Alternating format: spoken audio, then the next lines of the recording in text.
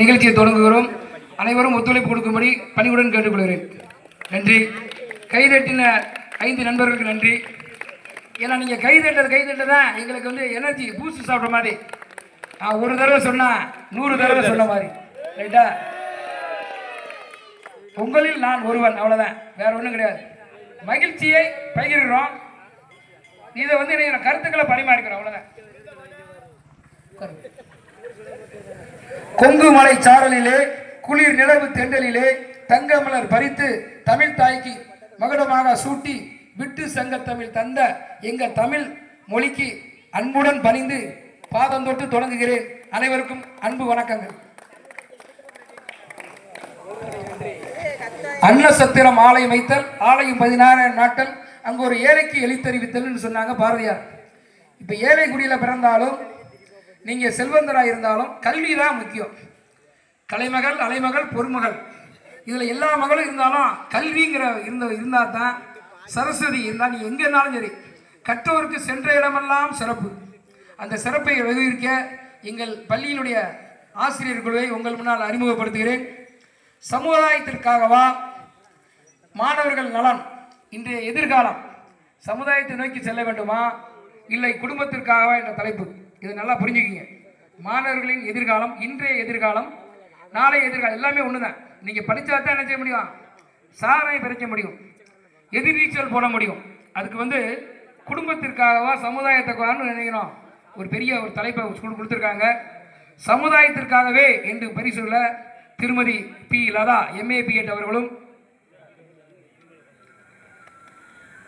அவர்களை மறுத்து பேசுவதற்காக குடும்பத்திற்காகவே என்று பேச திருமதி JN நாகஜோதி அவர்களும், இல்லை சார் அதெல்லாம் இல்லை, சமுதாயம் தான் எங்களுக்கு உயிர் மூச்சின்னு நினைக்கக்கூடிய S மகேஷ் BSc BEd அவர்களும், குடும்பத்துக்கு தான் சார் அப்படின்னு சொல்லி பேச விவாதிக்க வந்துள்ள எங்கள் அன்பு சகோதரி திருமதி CM மகாலட்சுமி அவர்கள் MA BEd அவர்களை, இல்லை சார் சமுதாயம் தான் உயிர் மூச்சின்னு நிறையா சமுதாயங்களை சாதனைக்கூடிய S காளீஸ்வரி திருமதி MA BEd அவர்களும், அதெல்லாம் இல்லை சார் குடும்பம் தான் எங்களுக்கு சொத்து, குடும்பம் தான் எங்கள் முத்து என்று சொல்லக்கூடிய எங்கள் தமிழாசிரியர் திரு A கருப்பசாமி அவர்கள் MA BEd அவர்களை விவாதிக்க உள்ளார்கள். போட்டி ரொம்ப கடுமையாக இருக்குது. அதாவது என்னன்னா, நமக்கு வந்து பில்டிங் ஸ்ட்ராங்காக இருக்கணும், பேஸ்மெண்ட் வீக்காக இருக்கக்கூடாது. பில்டிங் ஸ்ட்ராங்காக இருந்தால் தான் பேஸ்மெண்ட் ஸ்ட்ராங்காக இருக்கும். கொஞ்சம் புரியுதா? இன்னும் கொஞ்சம் விளக்கம் சொல்லிடுறேன். அதாவது எழுத்தறிவித்தவன் இறைவன், எழுத்து பணியை மகேசன் பண்ணி நாங்கள் ஆற்றிட்டு இருக்கோம். ஒரு பையனுக்கு ஆனா தெரியாது, ஆவணா தெரியாது, ஒத்த கொம்புக்கு ரெட்ட கொம்புற எல்லாம் நடக்குது. இருந்தாலும் இந்த தொடக்கப்பள்ளி ஆசிரியர்கள் அவங்க பணி ரொம்ப இருக்குது. அதுக்கடுத்து உயர்நிலை மேல்நிலை பள்ளி எல்லாம் முடித்து நீங்கள் பேஸ்மெண்ட் நல்லா ஸ்ட்ராங்காக போனால் தான் முது படிநிலை படிப்பு பட்ட படிப்பெல்லாம் படித்து குடும்பத்திற்காகவும் சமுதாயத்துக்கும் சேவை செய்யலாம். குடும்பம் அப்படின்னா ஒரு கோயில், குடும்பம் ஒரு கோயில் அப்படின்னா உறவினர்கள் இருக்காங்க, தாத்தா பாட்டி இருக்காங்க. அந்த காலத்தில் பண்டைய மருத்துவங்கள்லாம் இருந்தது. இப்போ ஒரு கை சுளுக்கு ஏற்பட்டுருச்சு அப்படின்னா ஒரு மருந்து சொல்லுவாங்க, பாட்டி வைத்தியம். அவங்கெல்லாம் என்னது? குடும்ப அங்கத்தினர்கள், குடும்ப உறுப்பினர்கள். குடும்பம் தான் ஒரு குத்து விளக்கு மாதிரி. குடும்பம் எப்படி இருக்கோ புதுகூலமாக இருக்கும். கூடி குடும்பம், கூடி கொடுத்த சோழக்கூடியால் ஆண்டாளை சொல்லுவோம், ஆண்டாள் நாச்சியார். அதே மாதிரி அந்த காலத்து மன்னர்கள் குடும்பமாக எனது கோயில் பணி ஆட்டியிருக்காங்க. சங்க காலத்து இலக்கியங்களையும் சொல்லியிருக்கு, சோழர் காலத்தில் சொல்லியிருக்காங்க, பாண்டியர் காலத்தில் சொல்லியிருக்காங்க, நிறையா கோயில்கள் கட்டியிருக்காங்க. கோயில் இல்லா கூறில் குடியிருக்க வேண்டாம்னு சொல்லியிருக்காங்க பழைய மன்னர்கள் முதற்கொண்டு சங்க புலவர்கள் வரைக்கும். அப்போ கோயிலும் குடும்பமும் ஒன்றாரு. இப்போ பள்ளிக்கூடமும் கோயில் ஒன்று பக்கத்தில் இருக்கா? சரியா வந்துருச்சா? நல்லா கைதுட்டுங்க இந்த மேலே குறையாம மக்களுக்கு. ஏன்னா கடவுள் பாதி மனிதன் பாதினா மனிதன் வந்து கல்வியில் இருக்கணும். அந்த கல்வி கற்றாதான் சமுதாயத்துக்கு சேவை செய்ய முடியும். அப்போ அந்த சமுதாயத்துக்கு சேவை அப்படின்னா பொதுநலம் கருதாமல் நீங்கள் வந்திருக்கீங்க பார்த்தீங்களா, நாட்டு நலப்பணி திட்டம், இதுதான் சமுதாய சேவை. நல்லா கைதட்டிங்க. அப்போ 2 கண்ணு மாதிரி தான். நல்லா படிக்கணும், நல்லா பேர் வாங்கணும்னா குடும்பத்துக்கும் நீங்கள் இருக்கணும், சமுதாயத்துக்கும் இருக்கணும். அப்போ சமுதாயமும் குடும்பமும் 2 கண்ணு மாதிரி இருந்தாலும் எது சிறந்ததுன்னு உங்களை முன்னால் பாதத்தை தொட்டு இந்த நிகழ்ச்சியை தொடங்குகிறேன். இந்த நிகழ்ச்சியில் வந்து கொஞ்சம் கலகலப்பாக இருக்கும். மாணவர்கள் வந்து நான் சொன்ன மாதிரி என்ன செய்வாங்க, ஒரு சில கேள்விகள் வைப்பாங்க. நீங்கள் நகைச்சுவையாக பேசலாம், அது வந்து என்ன செய்யலாம், ஒரு உற்சாகப்படுத்தலாம், கைதட்டி உற்சாகப்படுத்தலாமா? Right, okay. நிகழ்ச்சியை வந்து குறைந்தபட்சமாக 5 நிமிடம் என்று கணக்கிடப்பட்டு இந்த நிகழ்ச்சி ஆரம்பமானது. முதலாவது துவக்கி வைக்காக திருமதி பி லதா MA BEd அவர்கள் சமுதாயத்திற்கே மாணவர்களின் எதிர்காலம் சிறந்தது என்று உங்கள் முன்னால் வாதிட உள்ளார்கள். ஒரு பரத்தை கையில் தட்டுங்க. அப்போ தட்டினா தான் அவங்க நல்லா பேசுவாங்க. சாக்லேட் ரெடி, கேள்வி வைக்க நாங்கள் ரெடி, நீங்கள் ரெடியா? ஓகே.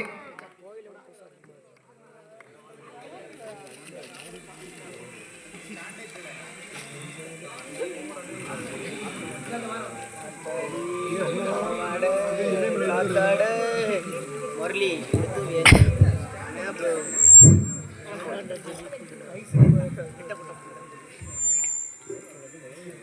எல்லாம் வல்ல கணபதியை வாழ்த்தி தொடங்குவோம். இவ்வளோ பெரிய மேடை இருக்குன்னு நினைக்கல. மைக்கே தேவையில்லை, உனக்கு நல்லா கேட்கும். இருந்தாலும் அங்கங்கே இருந்து கேட்டுட்டு இருக்கவங்க இருக்காங்களையா, அவங்களுக்காக மைக் வச்சுருக்கோம். சரியா? இந்த மேடையில் நிற்கிறனால நாங்கள் பெரியவங்க இல்லை, நீயுமே நாளைக்கு மேடைக்கு வரணும், உனக்கு தெரியணும்னு வச்சுருக்காங்க. இல்லைன்னா அங்கே நீனே கூட பேசியிருக்கலாம்.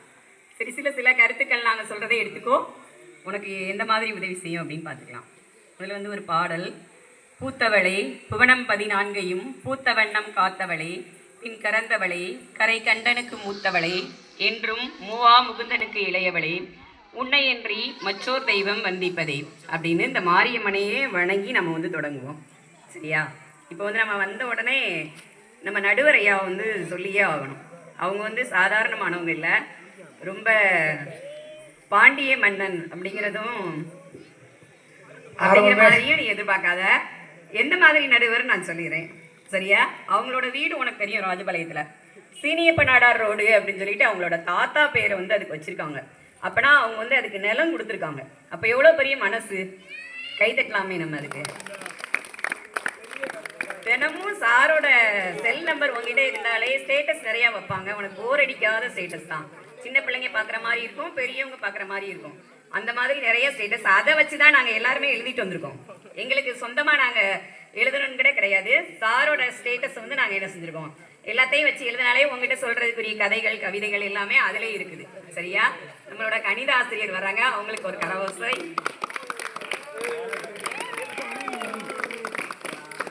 சார் உட்காருங்க. சரி, சரியா? நம்மளோட சார் உட்கார்ந்து பேசுங்க சார். Welcome sir. நல்லா ஒரு பலத்தை கை தட்டுங்க தம்பி.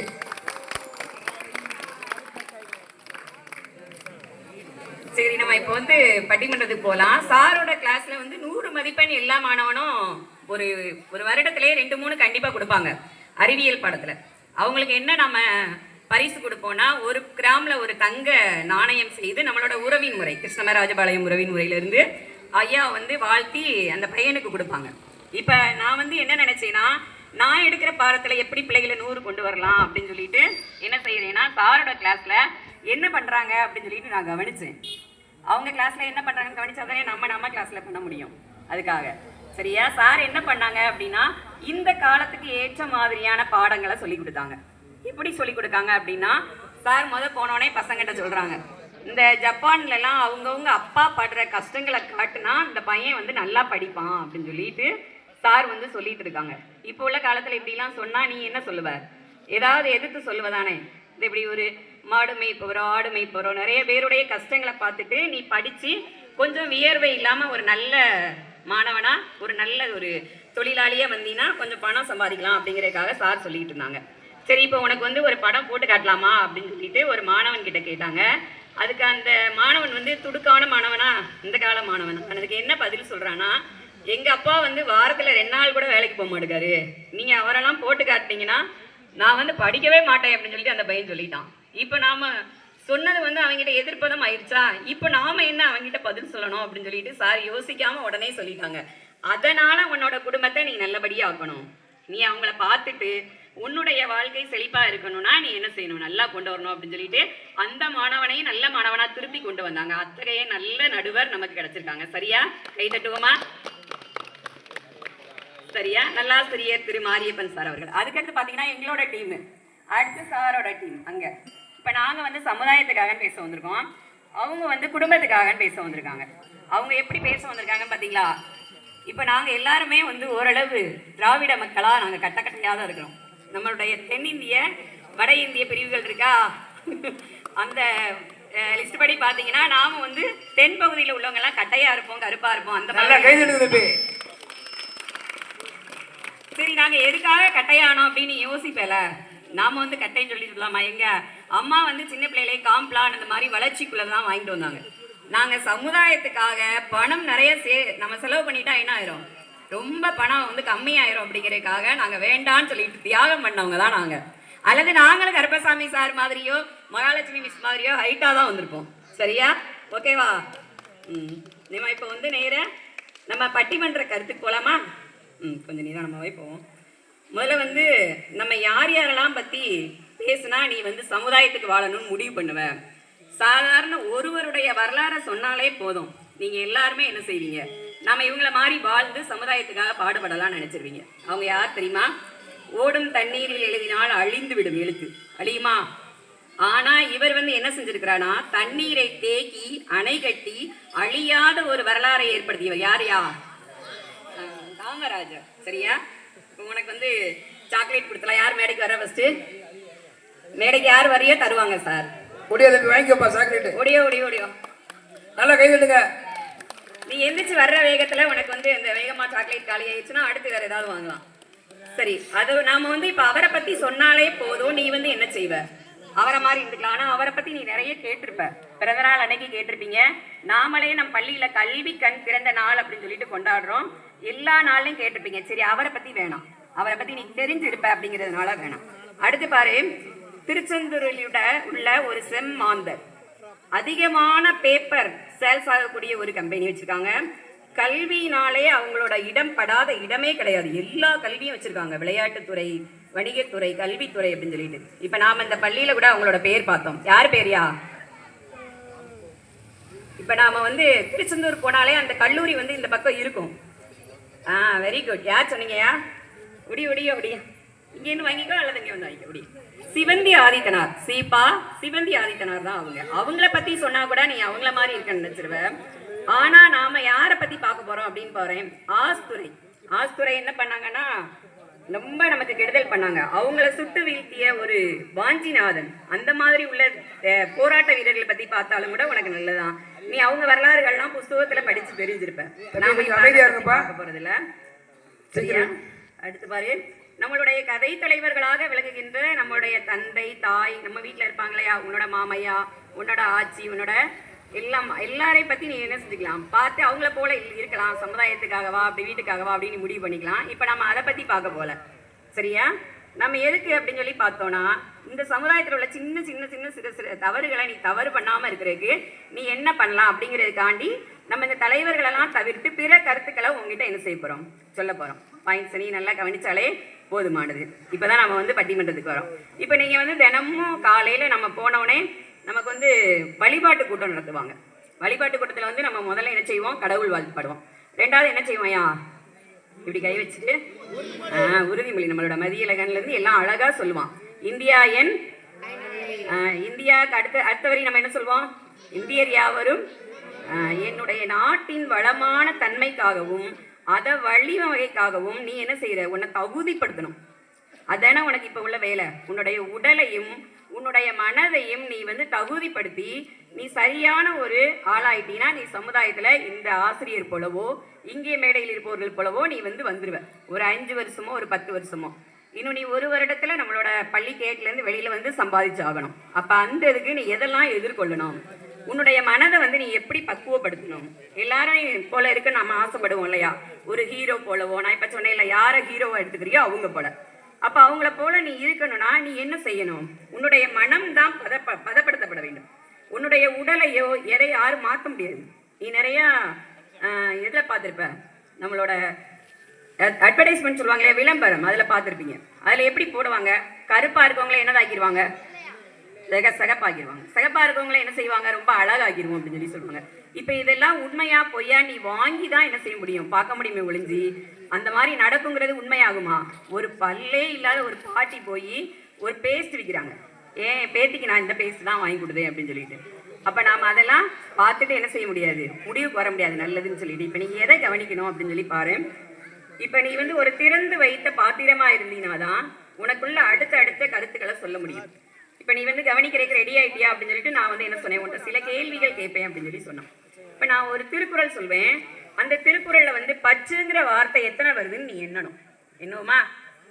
பற்றுக பற்றற்றான் பற்றினை அப்பற்றை பற்றுக பற்று விடற்கு. பற்று என்பது ஆசை. ஆசை என்பதை அதிகம் கொள்ளாமல் இருந்தாலே போதும், உலகில் முன்னேறி விடலாம்.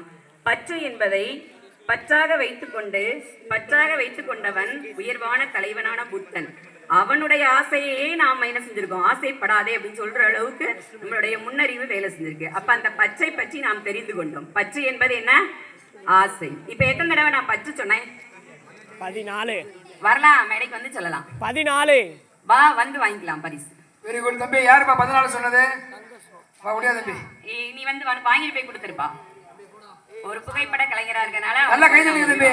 அவனுடைய நினைவாற்றல் அவ்வளவு சூப்பரா இருந்திருக்கு. Very good. சரி, இதுல நீங்க எப்படி என்னென்ன அப்படின்னு சொல்லி பார்த்தோம் இல்லையா? இன்னும் இது வந்து வேகமா என்ன நான் வேண்டும்ங்கிறது சொல்ல போறேன். சரியா? ஒருமையுடன் நினதிரு மலரடி நினைக்கின்ற உத்தமர்தம் உறவு வேண்டும். உள்ளொன்று வைத்து புறமொன்று பேசுவார் உறவு களவாமை வேண்டும். பெருமை பெறும் நினது புகழை பேச வேண்டும். பொய்மை பேசாதிருக்க வேண்டும். புகழ் நெறியுடன் விளங்க வேண்டும். மறு பெண்ணாசை மறக்கவே வேண்டும். உன்னை என்றும் மறவாதிருக்க வேண்டும். நெறி வேண்டும், நின் கருணை மதி வேண்டும். நோயில்லாத வாழ்வு வாழ வேண்டும். நான் இந்த ஊரில் அழகான செயல்கள் செய்ய வேண்டும். எனக்கு பெருமைகள் நிறைய கிடைக்க வேண்டும் என வள்ளலாரை வணங்க வேண்டும். நான் எத்தனை வேண்டும் சொன்னேன்? அங்க கை காட்டினான். வா அப்படியா? எல்லாரும் அழகா சொன்னேன். நீங்க எல்லாருமே நல்லா கவனிக்கிற பிள்ளைதான். இப்ப இங்க நிறைய பேரை நாம வந்து என்ன செய்யலாம், கூப்பிடலாம். பள்ளியில உள்ள மாணவர்கள் எல்லாம் இந்த தேசிய உன்னுடைய உதவி செய்யக்கூடிய படைக்கு வரல. கொஞ்சம் பேர் தான் வந்திருக்கு இல்லையா? இந்த நீங்க கொஞ்சம் பேர் வந்ததுல உன்னுடைய மனம் வந்து எதற்கு தயாரா இருக்கு? நிறைய நம்ம பணி செய்யணும், அதுக்கு தயாரா இருக்கு இல்லையா? அதுக்கெல்லாம் தான் முதல்ல நீ வந்ததுக்காகவே உனக்கு நல்ல ஒரு வரவேற்பு. இந்த மாதிரி இன்னைக்கு வீட்டில் இருந்துட்டு என்னென்ன வேலைலாம் ஒரு சில பிள்ளைங்க விளையாண்டுக்கிட்டு அவனுடைய பொழுத டிவி பார்த்துக்கிட்டு அப்படிலாம் கழிச்சிட்டு இருப்பாங்களையா? அதை விட நீ வந்ததுக்கு ரொம்ப ரொம்ப நன்றி. உனக்காக ஒரு கைதட்ட. நல்லா கைதட்டு தம்பி. அவ்வளோதானா? Right, super. ஒரு கதை சொல்லலாமா? சரி, உனக்கு கதையை ரெடி பண்ணி வச்சிருந்தேன். கதை சொல்ல வேணாண்டாங்க. இதுவரைக்கும் சொன்ன கருத்துக்களை வச்சு நீங்க இதுவரைக்கும் என்னென்னலாம் எடுத்துக்கிட்டீங்களோ அதெல்லாம் நீ என்ன செய்யலாம், வாழ்க்கையில சிந்திச்சு பார்த்துக்கலாம். எல்லாருடைய வாழ்க்கை போலையும் உன்னுடைய வாழ்க்கை சிறப்பா அமைகிறதுக்கு நான் வாழ்த்துக்கிறேன்ப்பா. நல்ல உறவுக்க கைதுட்டுங்க. ஏன்னா வந்து சமுதாய பணி வந்து இன்னைக்கு வரைக்கும் நிறைய பேர் வரமாட்டேங்காங்க வாலண்டரியா. ஏன்னா நம்ம திட்டமே வாலண்டரி ஆர்கனைசேஷன் தான். இருந்தாலும் குடும்பத்துக்கு தான் சிறந்தது அப்படின்னு சொல்லணும்னாலும் நிறைய சான்றுகள் சொன்னாங்க. அந்த காலத்தில் மன்னர்கள் இருந்து பெரிய ஜாம்பவான் காமராஜர் சொன்னாங்க, சீபா சிவந்தி ஆயத்தினர் சொன்னாங்க, அதுக்கு 2 எடுத்துக்காட்டு வேற சொன்னாங்க. எல்லாமே மனசுக்கு வந்து என்னது ரெக்கார்டு பிரேக் ஆயிடுச்சு. அதை மறுத்து பேசுவதற்காக எங்கள் பள்ளியுடைய தமிழாசிரியர் திருமதி நாகஜோதி அவர்கள் குடும்பத்திற்கே இன்று உங்கள் முன்னால் வாதிட உள்ளார்கள். அவரை உற்சாகப்படுத்தி உங்களை முன்னால் பேச அழைக்கிறேன்.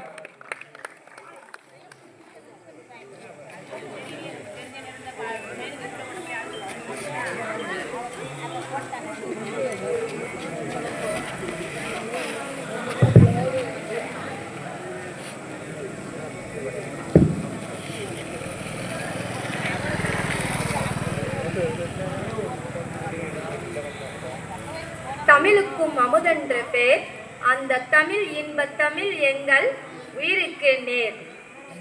மதிப்பிற்குரிய விழா தலைவர் அவர்களே, பட்டிமன்றத்தின் நடுவர் அவர்களே மற்றும் இப்பட்டிமன்றத்தை காண வந்திருக்கும் அனைவருக்கும் என் பணிவான வணக்கம்.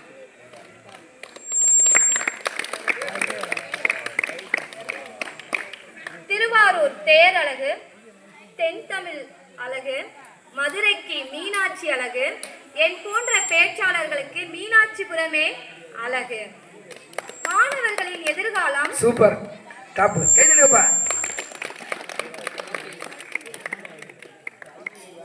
மாணவர்களின் எதிர்காலம் சமுதாயத்திற்காகவா குடும்பத்திற்காகவா? குடும்பத்திற்கே என்பதுதான் என்னோட முதல் வாதமாகும். எல்லாரும் சமுதாயம் ஓடிட்டா குடும்பத்தை யார் சார் பார்க்கிறது?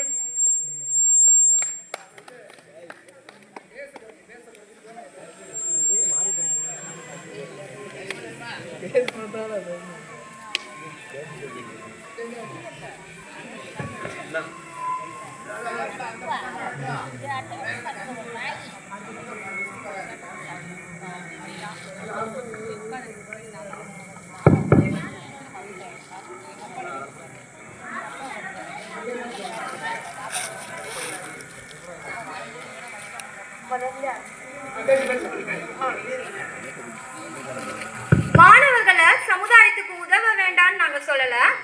ஆனா அந்த உதவி என்பது 40% தான் இருக்க வேண்டும். சமுதாயத்துக்கு, குடும்பத்திற்கு 60% இருக்க வேண்டும். ஏன்னா தன்னை உருவாக்கியது குடும்பம் தான். குடும்பம் இல்லைன்னா நம்மளால மாணவர்களால வர முடியாது. ஒரு குடும்பம் ஒரு கோயில் தான் சொல்லியிருக்காங்க. எங்கேயாவது சமுதாயம் ஒரு கோயில் சொல்லியிருக்காங்களா? இல்ல. இதுக்கான ஒரு சின்னது, ஒரு பையன்கிட்ட மாணவர்களோட எதிர்காலம் சமுதாயமா குடும்பத்திற்கா அப்படின்னு கேட்டேன். அந்த பையன் சொல்றான், ரெண்டுமே கிடையாது. எங்க வீட்டு பக்கத்துல இருக்கிறது சரஸ்வதிக்கு தான் என்னோட எதிர்காலம் அப்படின்னு சொல்லிட்டான். ஏன்டா அதை கேட்டேன்னு எனக்கு வெக்ஸ் ஆகி போச்சு. இந்தியாவின் எதிர்காலம் மாணவர் கையில் தான் இருக்கிறது. உண்மைதான், இந்தியாவோட எதிர்காலம் மாணவர் கையில தான் இருக்கு. ஆனா ஒரு திருடன் இன்ஸ்பெக்டர்கிட்ட கேட்கிறாரு, இப்போ நீங்க ஆன்மீகத்துக்கு மாறிட்டீங்களாமே அப்படின்னு சொல்றாங்க. உடனே அந்த திருடர் கொஞ்சம் கூட இது பண்ணாம, ஆமாங்கய்யா நான் ஆன்மீகத்துக்கு போயிட்டேன், ஆனா என்ன சாமி சிலைகளை மட்டும்தான் திருடுறேன் அப்படின்னு சொல்றாங்க. இது மாதிரிதான் இருக்கு எதிரணியோட பேச்சு.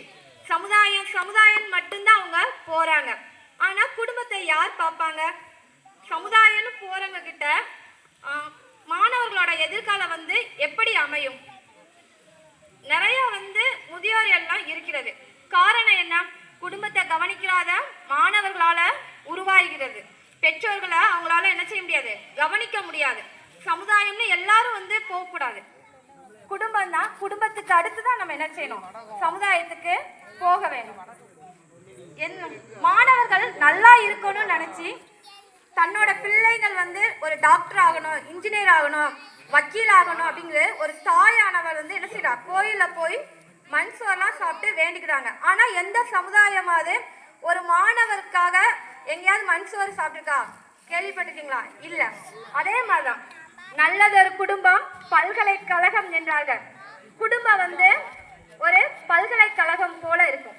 ஏன்னா மாணவர்களோட எதிர்காலத்துக்காக ஒரு பையன் நல்லா படிக்கணும் அப்படிங்கிறதுக்காக என்ன செய்றாங்க, நல்ல கல்வி கொடுக்குறாங்க. அவனால +2க்கு அப்புறம் படிக்கிறதுக்கு தன்னோட வீடு காடெல்லாம் என்ன செய்றாங்க, விற்று அந்த குடும்பம் தான் அவனை ஒரு டாக்டரா இன்ஜினியரா உருவாக்கிக்கிறது. ஆனா எந்த சமுதாயமாவது ஒரு மாணவரை உருவாக்க மாட்டுக்காங்க. ஆனா எல்லாரும் நாடு நாடு நாடுன்னு தான் போறாங்க. நம்மளுக்கு நல்லா தெரியும் பாரதியார் நம்ம நாட்டுக்காக நிறைய பாட்டு எழுதியிருக்காரு, விடுதலைக்காக நிறைய எழுதியிருக்காங்க. ஆனா ஒரு வேளை சாப்பாடு இந்த சமுதாயம் அவருக்கு கொடுக்கல. நிறைய வேளை பாரதியார் பட்டினியா இருந்திருக்காரு. வ.உ.சியை பத்தி எல்லாருக்குமே தெரியும். சிறைச்சாலையில போய் செக்கிழுத்தார். ஆனா நிறைய சிறைச்சாலையில போய் தண்டனை எல்லாம் அனுபவிச்சுட்டு வந்திருக்காங்க. ஆனா அவங்க என்ன செஞ்சிருக்காங்க, வெளியில வரும்போது வெறும் 4 பேர் மட்டும்தான் இருந்திருக்காங்க அவங்கள வெளியில வரவேற்க. ஆனா அவங்க என்ன செஞ்சாங்க, ஃபுல்லா சமுதாயம் தான் இருந்தாங்க. நாடு நாடு நாடு நாட்டிற்காக தன்னோட சேவை எல்லாமே செஞ்சவர் காமராஜர். 9 ஆண்டுகள் முதலமைச்சரா இருந்தாங்க. ஆனா அதே ஊரே தேர்தலில் அவரை தோற்கடித்தது. இதுதான் நம்ம சமுதாயம். அதனாலதான் சொல்றோம், மாணவர்களோட எதிர்காலம் குடும்பத்திற்கே இருக்கட்டும் அப்படின்னு நாங்க சொல்றோம். நன்றி, வணக்கம். சூப்பர், ரொம்ப அமைதியா பேசுறீங்க, நல்லா கைதட்டுங்க. குடும்பம் இருந்தால் தான் ஒரு கோயில்னு சொல்லியிருக்காங்க. குடும்பம் ஒரு பல்கலைக்கழகம்னு சொல்லியிருக்கிறாங்க. ஏன்னா குடும்பம் தான் ஒரு பேஸ்மெண்ட். சுவர் இருந்தால் தான் சித்திரை வரைய முடியும், சுவர் இல்லாமல் சித்திரை வரைய முடியாது. அப்போ குடும்பம்ங்கிறது ஒரு குத்து விளக்கு. குடும்பம் ஒரு மகிழ்ச்சியாக இருக்கணும்னு சொல்லியிருக்காங்க. நிறையா சான்று சொன்னாங்க. பாரதியார் சொல்லியிருக்காங்க, கோயிலில் சொன்னாங்க. குடும்பத்தில் மகிழ்ச்சி நிலவாதுன்னா அது யூனிவர்சிட்டி மாதிரி எல்லா டிபார்ட்மெண்ட்டும் இருக்குது. ஆர்ட்ஸு, இன்ஜினியரிங் எல்லாமே இருக்குது. ஒரு ரசனையோட குடும்பம் குதூகலமாக இருக்கணும்னு சொல்லி முடிச்சிருக்காங்க. நல்லது ஒரு கைதட்டி தட்டிங்க டீச்சருக்கு. இல்லை சார் அதெல்லாம் கிடையாது, எங்களுக்கு வந்து குடும்பம்னா இருந்தாலும் சமுதாயம் தான் எங்களுக்கு தலை வணங்குது, சமுதாயம் தான் எங்களுக்கு சோறு போடுது, சமுதாயம் தான் உன்னத நிலை அடையுது. அந்த உன்னதம்ங்கிறது டாப் மோஸ்ட், அது வந்து கொடுக்குறது சமுதாயம் தான் சொல்லக்கூடிய எங்கள் பள்ளியினுடைய கணித ஆசிரியர் திரு எஸ் காலிஸ் மகேஸ்வரன் அவர்களை அன்புடன் அழைக்கிறேன்.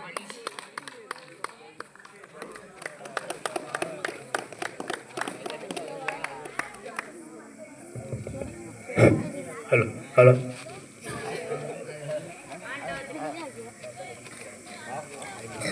பட்டிமன்றத்தின் கதாநாயகனாக வீற்றிருக்கக்கூடிய பட்டிமன்ற தலைவர் அவர்களுக்கும் என்னுடன் இணைந்து பட்டிமன்றத்தில் பேச மாணவர்களின் எதிர்காலம் சமுதாயத்திற்கே என்று பேசுவதற்காக என்னுடைய அணியில் வந்திருக்கக்கூடிய என்னுடைய சகோதரிகளுக்கும், ஏடா தலைப்பு எப்படி கொடுத்துக்கிட்டாங்களே, சமுதாயத்துக்காக குடும்பத்திற்குன்னு வந்திருக்கோம், வீட்டில் நம்ம வேறு சொல்லிட்டு வந்தோம் பட்டிமன்றத்தில் நாங்கள் குடும்பத்துக்குன்னு பேசணும்னு, குடும்பத்தை பற்றி தான் பேசி ஆகணும் அப்படிங்கிறதுக்கு வேண்டி வந்திருக்கிற என்னுடைய எதிரணி தோழிகளுக்கும் ஐயா அவர்களுக்கும் என்னுடைய மற்றும் இங்கு வீற்றிருக்கக்கூடிய மாணவ செல்வங்களுக்கும் மேல வரகண்டராமபுரம் பொதுமக்கள் அவர்களுக்கும் என் சிரம் தாழ்ந்த வணக்கத்தை கூறி என்னுடைய உரையை தொடங்குகிறேன். இன்றைய பட்டிமன்ற தலைப்பு என்னன்னு பார்த்தீங்கன்னா, மாணவர்களின் எதிர்காலம் சமுதாயத்திற்காகவா குடும்பத்திற்காகவா? நான் மாணவர்களின் முன்னேற்றம் சமுதாயத்திற்கு என்று வாதத்தை உறுதியாக முன்வைக்க பேசுகிறேன். ஐயா நடுவர் ஐயா அவர்களே, நான் ஒரு கேள்வி கேட்குறேன். நம்ம எதிரணி அம்மா சொன்னாங்க, நாகஜோதி அம்மா சொல்லுங்க. குடும்பத்தோடைய, அதாவது மாணவர்களின் எதிர்காலம் குடும்பத்திற்காகத்தான் இருக்கணும் அப்படின்னு சொல்றாங்க. ஆமா, உண்மைதான். அப்படின்னு நீங்களும் சொன்னீங்கன்னா, இங்க நடக்கக்கூடிய இந்த நிகழ்ச்சி, இன்று நடக்கக்கூடிய இந்த நிகழ்ச்சி எந்த சூழ்நிலையில் நடக்கிறது என்பதை நம்ம உற்று நோக்கணும்னா, நாட்டு நலப்பணி திட்டம். அது என்னையா நாட்டு நலப்பணி திட்டம்? நாட்டுக்கு சேவை செய்தல். அப்படின்னா இப்ப இவங்க என்ன தலைப்புல பேச வந்திருக்குன்னா, குடும்ப நல பணி திட்டம் அப்படின்னு வந்திருந்தா இது நல்லா இருந்திருக்குன்னு நான் நினைக்கிறேன். அப்படியா? குடும்பம் வந்து அந்த ஊர்ல இருக்கு. அப்ப நம்ம நடத்தக்கூடிய இடத்தை பார்த்தாலே நமக்கு தெரியுது. குடும்பம் பல ஊருக்கு கிடந்ததுதான் குடும்பம். அந்த குடும்பத்தை சேர்ந்ததான் சமுதாயம். குடும்பம் இல்லாம சமுதாயம் கிடையாது. நடக்கக்கூடிய இடம் என்ன இடம் என்றால் நாட்டு நலப்பணி திட்டம். மாணவர்களை நாட்டுக்காக சமுதாயத்திற்காக சேவை செய்ய அழைக்கப்பட்ட ஒரு இடமாக தான் இங்க இருக்குது. அப்ப சமுதாயத்திற்காகத்தான் மாணவர்களை நாம் என்ன செய்யறோம்? உருவாக்குகிறோம். அவர்களுடைய எதிர்காலம் சமுதாயத்திற்காகத்தான் இருக்குதுன்னு சொல்ல நான் விருப்பப்படுறேன். மாணவர்கள் குடும்பத்திற்கு தொடங்கினாலும் அவங்களுடைய எதிர்காலம் சமுதாயத்திற்கு தான் அப்படின்னு சொல்லி என்னுடைய வாதம். ஒரு மருத்துவர் உருவாகிறான்னு வச்சுக்கோங்க. அந்த மருத்துவர் குடும்பத்திற்காக மாத்திரமே இருந்தா அந்த குடும்பத்தில் உள்ள 4 பேருக்கு மட்டும்தான் அவர் வைத்தியம் பார்க்க முடியும், இல்லையா? அதே மாதிரி ஒரு ஆசிரியரை உருவாக்குறாங்க. அந்த ஆசிரியர் என்ன செய்யறாரு? குடும்பத்திற்காக அல்ல, சமுதாயத்திற்காக தான் அவர் சேவை செய்யறாரு. ஒரு விவசாயம் எடுத்துக்கிறோம், விவசாயம் பண்றாரு. அவர் எதற்காக பண்றாரு? தன் குடும்பத்துக்காக சோறு போடுறதுக்காகவா? இல்ல, அவரு அந்த சமுதாயத்தை காக்க வேண்டும் என்பதற்காகத்தான் அவர் அந்த விவசாயத்தை செய்து எல்லாருக்கும் உணவு கொடுக்கிறார். அப்ப நம்மளுடைய எதிர்காலம் எதை நோக்கி இருக்குதுன்னா சமுதாயத்தை நோக்கி தான் இருக்கிறது என்று என்னுடைய வாதம். உங்களுக்கு ஒன்று சொல்ல கடமைப்பட்டிருக்கிறேன். உயர்திரு ஐயா முன்னாள் முதலமைச்சர் காமராஜரை பற்றி நான் சொல்ல வேண்டும். காமராஜர் ஐயாவுடைய வீட்டில் அவங்க முதலமைச்சராக இருக்கிறாங்க. அவங்க தாயாருக்கு வந்து வயது முதிர்வு ஏற்படுது. அப்போ அம்மா சொல்கிறாங்க, ஐயா நீ முதலமைச்சராக இருக்க, எனக்கு இந்த தண்ணி வந்து எடுக்கிறதுக்கு சிரமமாக இருக்குது, அந்த பைப்பை கொஞ்சம் வீட்டுக்குள்ளே நீ கொஞ்சம் மாற்றி குடியான்னு சொல்கிறாங்க. அப்போ முதல்வர் சொல்கிறார், ஐயா சொல்கிறாரு, அம்மா நான் வந்து சேவை செய்ய வந்தது வந்து சமுதாயத்திற்கு தான் சேவை செய்ய வந்தேனே தவிர நாம் குடும்பத்திற்காக சேவை செய்ய வரவில்லை என்று தன்னுடைய கருத்தை சொல்கிறார். அப்போ பார்த்தீங்கன்னா ஒரு முதலமைச்சராக இருக்கக்கூடியவர் கூட எதற்காகத்தான், குடும்பத்திற்காக அல்ல, சமுதாயத்திற்காக மாத்திரமே தன்னுடைய அர்ப்பணிப்பை செய்ய வந்தார்கள். அதே மாதிரி நம்முடைய நாட்டை வல்லரசு நாடாக மாற்ற வேண்டும் என்று நினைத்த அப்துல் கலாம் அவர் யாருக்காக செய்தார்? குடும்பத்திற்காகவா? நாட்டுக்காக, இந்த நாடை வல்லரசு ஆக்க வேண்டும் என்பதை உறுதியாக நாட்டுக்காக சமுதாயத்திற்காகத்தான் அவர் என்ன செய்தார்? தன்னுடைய பணியை செய்தார். நீங்கள் இந்த மேல வரகுணராமபுரத்தை சேர்ந்தவர்கள், நீங்கள் எல்லாரும் இங்கிருந்து சற்று தொலைவில் போனீங்கன்னா நீங்க எந்த குடும்பத்தை சார்ந்தவங்கன்னு கேட்க மாட்டாங்க, எந்த சமூகம் எந்த ஊரை சார்ந்தவங்க தான் கேட்பாங்க. இது வெளிநாட்டுக்கு போயிட்டோன்னா நீ எந்த குடும்பத்தில் இருந்து வந்திருக்கன்னு கேட்க மாட்டாங்க. எந்த ஊரில் இருந்து வந்திருக்கிற, அந்த ஊர் எந்த சமுதாயம் எங்க இருக்குது, எந்த சமூகத்தை சேர்ந்தது, இப்படிதான் பார்ப்பாங்க. நம் தமிழர்கள் சமூக முன்னேற்றத்தின் மீது மிக அக்கறை கொண்டவர்கள், அப்படியே வாழ்ந்தவர்கள், சமுதாயத்தின் மீது அக்கறை கொண்டு வாழ்ந்தவர்கள் தான் நம் தமிழர்கள். அவர்கள் பார்த்தீங்கன்னா முன்னாடிலாம் பார்த்தீங்கன்னா வீட்டுக்கு முன்னாடி கிராமங்களில் இப்போ இருக்கும், வீட்டுக்கு முன்னாடி பார்த்தீங்கன்னா ஒரு திண்ணை அமைச்சிருப்பாங்க, அங்கே ஒரு தண்ணியும் வச்சிருப்பாங்க. எதற்காக நினைக்கிங்க? அந்த குடும்பத்தில் உள்ளவங்க மட்டும் குடிக்கிறதுக்காக அல்ல, வருகிற வழிப்போக்கர்கள் அதை பருக வேண்டும், அங்கு இருந்து அமர்ந்து ஓய்வெடுத்து செல்ல வேண்டும் என்ற நல்ல எண்ணத்தில், சமுதாய நோக்கத்தில் தான் அதை செய்தார்கள். இப்பெல்லாம் பார்த்தீங்கன்னா அப்படி இல்லை. எல்லா வீட்லையும் இப்போ என்ன இருக்குன்னா, அந்த திண்ணை இருக்குது, ஆனால் 4 பேர் உட்காந்து அங்கே தேவையில்லாத விஷயத்த இந்த அவ எப்படிடா இவ எப்படிடா அது இதுடா அப்படின்னு சொல்லி தான் என்ன செஞ்சிட்டு இருக்காங்க, பேசிக்கிட்டு இருக்காங்க. மனிதன் என்பவன் தெய்வமாகலாம், மனிதன் என்பவன் தெய்வமாகலாம், வாரி வாரி வழங்கும் போது வள்ளலாகலாம், வாளை போல தன்னை தந்து தியாகியாகலாம், உருகி உருகும் மெழுகை போல ஒளியை வீசலாம், ஊருக்கென்று வாழ்ந்த நெஞ்சம் சிலைகளாகலாம். ஊருக்காக வாழ்கிற மனிதர்கள் தான் சிலையாக நிற்கிறார்கள், அதை நாம் மறந்துவிடக்கூடாது. குடும்பத்திற்காக வாழ்ந்த யாரும் சிலையாக நின்னதே இல்லை. அச்சம் என்பது மடமையடா, அஞ்சாமை திராவிடர் உடமையடா, ஆறிலும் சாவு 100லும் சாவு, தாயகம் காப்பது கடமையடா, தாயகம் காப்பது கடமையடா. இந்த தாயகத்தை காப்பது நம்முடைய கடமை. எதிரணி நண்பர்கள், குடும்பமே மாணவர்கள் எதிர்காலம் என்பது, அந்த குடும்ப முன்னேற்றத்திற்கு காரணமே சமுதாயம் தான் என்பதை உணர்ந்துக்கணும். அதனால தான் கண்ணதாசன் இப்படி பாடல்கள் எல்லாம் பாடி நமக்கு புரிய வச்சிருக்கிறாரு. மாணவர்கள் முன்னேற்றத்தை குடும்பத்திற்காக என்று எப்படி இருக்கு தெரியுமா? ஒரு மருமக திருமணமாகி வருகிறான், தனி குடித்தனம் போகணும்னு ஆசைப்படுறான். அப்போ நான் தனி குடித்தனம் தான் போவேன் அப்படின்னு சொல்லிக்கிட்டு இருக்கான். அப்போ நான் கொஞ்ச நாள் கழிச்சு அந்த மணப்பெண்ணை பார்த்து கேட்கமா, என்ன தனி குடித்தனம் போகலையா அப்படின்னு கேட்கும்போது, நான் எதுக்கு போனோம், எனக்கு இந்த வீடு தானே, நான் இங்கே தான் வந்திருக்கேன், நான் இங்கே தான் இருப்பேன்னாங்க. சரிம்மா மாமா அத்தையெல்லாம் எப்படி இருக்காங்க அப்படின்னா, நான் எதுக்கு அவங்கள தனி குடித்தனம் நடத்துறேன்னு சொல்கிறாங்க. இப்போ குடும்பம் என்பது இப்படித்தான் இருக்கிறது. இந்த சமுதாயத்திற்காக மாணவர்களை உருவாக்கக்கூடிய ஆசிரியர்களாக நாங்கள் படுகிற பாடு இருக்கிறே அப்பா சொல்லி முடியாது. எப்படின்னு பார்த்தீங்கன்னா, மாணவர்கள் ரொம்ப அறிவு கூர்மையானவர்கள். ஒரு அம்மா ஒரு பையனை தத்தெடுத்து வளர்த்துட்டு இருக்காங்க. அந்த பையனுக்கு ஒரு 4 வயது. மாணவர்கள் மிகவும் சமுதாயத்தின் மீது அக்கறை கொண்டவர்கள், மிகவும் தெளிவானவர்கள். அப்போ அந்த பையனுக்கு ஒரு 4 வயசு. அப்போ அவங்க அந்த வளர்க்கக்கூடிய அந்த அப்பாவுக்கு அந்த பையனை பிடிக்கல.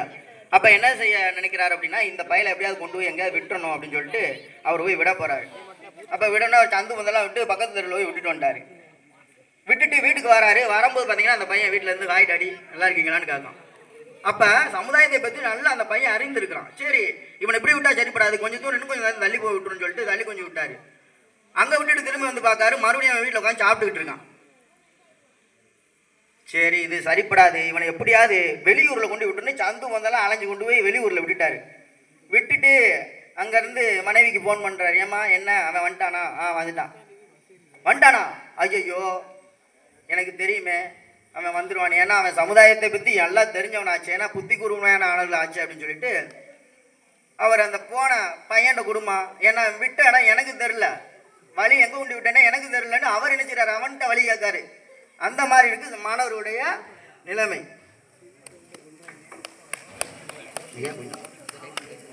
ஆசிரியர் தொழில் செய்வது எங்களுக்கு இருக்க சிரமம். கேட்காத கேள்வி, அதாவது மாணவர்கிட்ட நாங்கள் சில கேள்வியை கேட்டோம்னு வச்சுக்கோங்களேன், அவன்கிட்ட கேட்குறேன், இல்லை ஏன்டா நான் கேட்காத கேள்விக்கெல்லாம் பதில் எழுதி வச்சிருக்கேன்னு சொல்கிறேன். அவன் சொல்கிறான், நான் எழுதின விடைக்கு நீங்கள் ஏன் கேள்வி கேட்கலான்னு கேட்கான். ஏன்னா இவன் குதர்க்கமாக பேசுகிறானே, உங்கள் அப்பா கூப்பிட்டு வாடான்னு சொல்லி அனுப்பிவிட்டேன். அவன் அவங்க அப்பா கூப்பிட்டு வந்து அவங்க அப்பாட்ட கேட்க, என்னையா அவங்க பையன் இந்த மாதிரிலாம் செய்கிறான், கேட்காத கேள்விக்கெல்லாம் விடைக்கிறான், நீங்கள் என்ன கேள்வி கேட்டீங்கன்னாரு. திருக்குறளை எழுதியவர் யாருன்னு கேட்டிருந்தேன். அவன் என்ன எழுதினான், கம்பர்னு எழுதியிருந்தாங்க. சரிதானையா, நீங்கள் கேள்வியை கரெக்டாக கேட்டிருக்கணுங்க. அவர் ஏன்ட்ட என்னடா இது ஆசிரியருக்கு வந்து துன்பமாகி வச்சுன்னு சொல்லி எனக்கு ஒரே கவலை. ஆசிரியர்கள் இந்த மாணவர்களை சமுதாயத்திற்காக முன்னேற்றுவதில் ஆசிரியர்களின் பங்கு சொல்லி முடியவில்லை.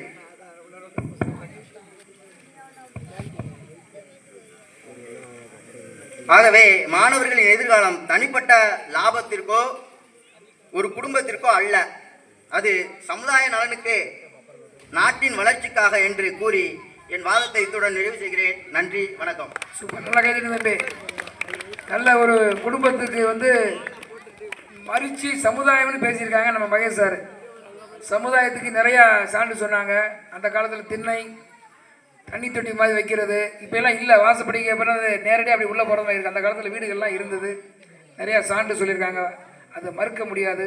இருந்தாலும் குடும்ப நலனே முக்கியம் என்று விவாதிக்க எங்கள் பள்ளியினுடைய ஆசிரியை திருமதி CM மகாலட்சுமி அவர்கள் MA BEd அவர்களை அன்புடன் அழைக்கிறேன். கைதட்டி கொஞ்சம் உற்சாகப்படுத்துங்க தம்பி. என்ன விவாதமாக போய்கிட்டு இருக்கு.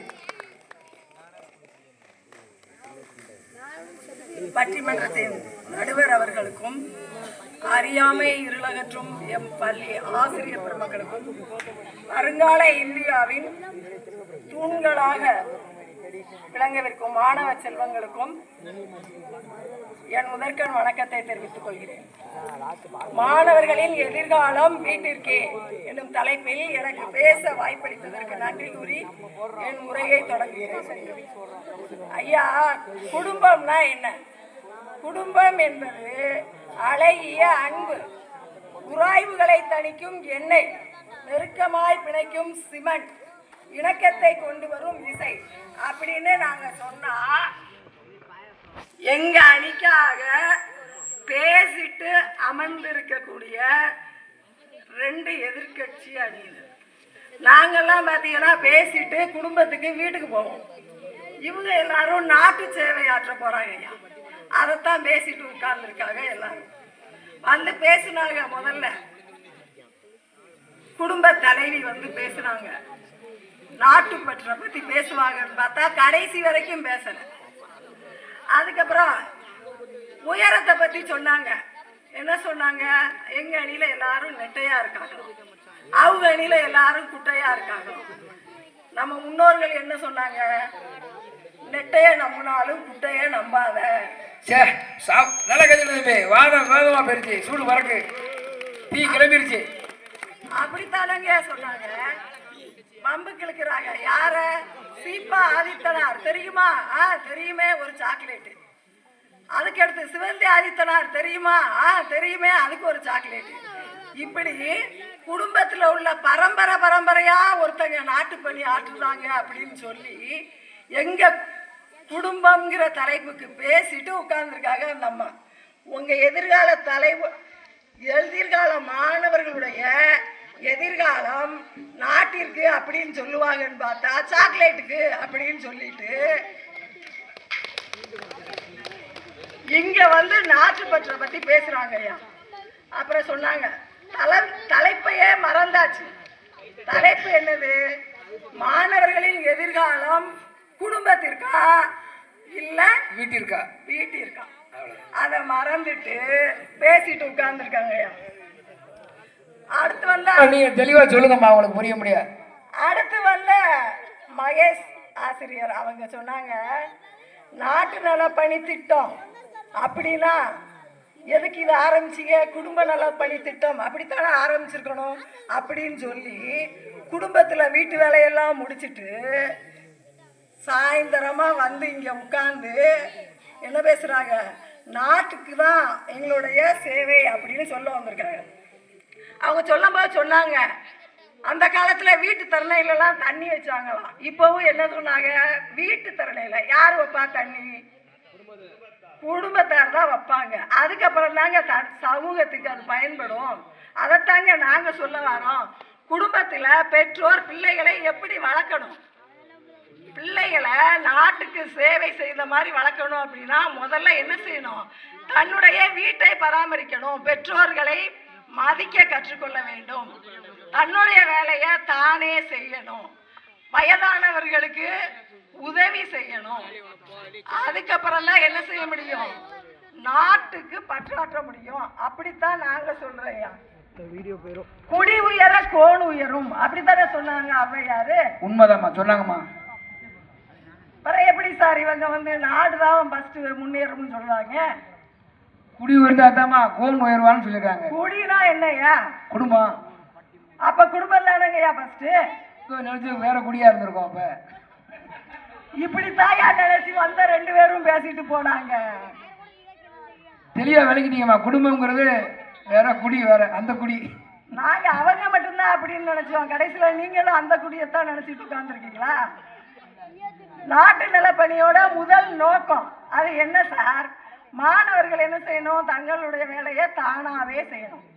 ஒரு தனி மனிதன் பர்சனாலிட்டி டெவலப்மெண்ட், ஆளுமை திறன் எங்க இருந்து வரணும்? வீட்டுல இருந்து தான் வரணும். ஃபர்ஸ்ட் வீட்டுல இருந்து அவனோட ஸ்கில் என்ன? ஸ்கில் முதல்ல தெளிவாகணும். அட்டென்ஷன், கவனம் என்ன செய்யணும்? அவனுக்கு வரணும். அதுக்கப்புறம் எபிலிட்டி, அப்புறம் motor skill, next responsibility and accountability. இத்தனை ஸ்கில்லையும் வீட்டில் ஒரு மாணவன் தெளிவாக கற்றுட்டு வந்தாதான் அவன் என்ன செய்ய முடியும்னா சமுதாயத்தில் வேலை செய்கிற அலுவலகத்தில் அவனுடைய செயலை வேலையை திறம்பட செய்ய முடியும். இதைத்தான் யார் சொல்லியிருக்கா? Admiral William மேக்ரீவன். அவர் இப்படி சொல்றாரு. அவர் எழுதின புத்தகத்துல மேக் யுவர் பெட் அப்படின்னு எழுதுறாரு. என்ன எழுதுறாரு? எவன் ஒருவன் காலையில எழுந்திருச்ச உடனே தன்னுடைய படுக்கையை சரி செய்கிறானோ, உடனே அந்த பாயை எடுத்து மடிச்சு சரியா வச்சுட்டான் அப்படின்னா முதல் வெற்றி அன்னைக்கு அவனுக்கு கிடைச்சிருச்சுன்னு சொல்றாரு. சூப்பர். யாருப்பா அது மாதிரி செய்றீங்க? வீட்டுல செய்றீங்களா? நீங்க செய்றீங்களா? உங்க அப்பா அம்மா செய்யறாங்களா? வெரி குட், நல்ல பிள்ளைங்க. வெரி குட், நல்லா கைதட்டுங்க.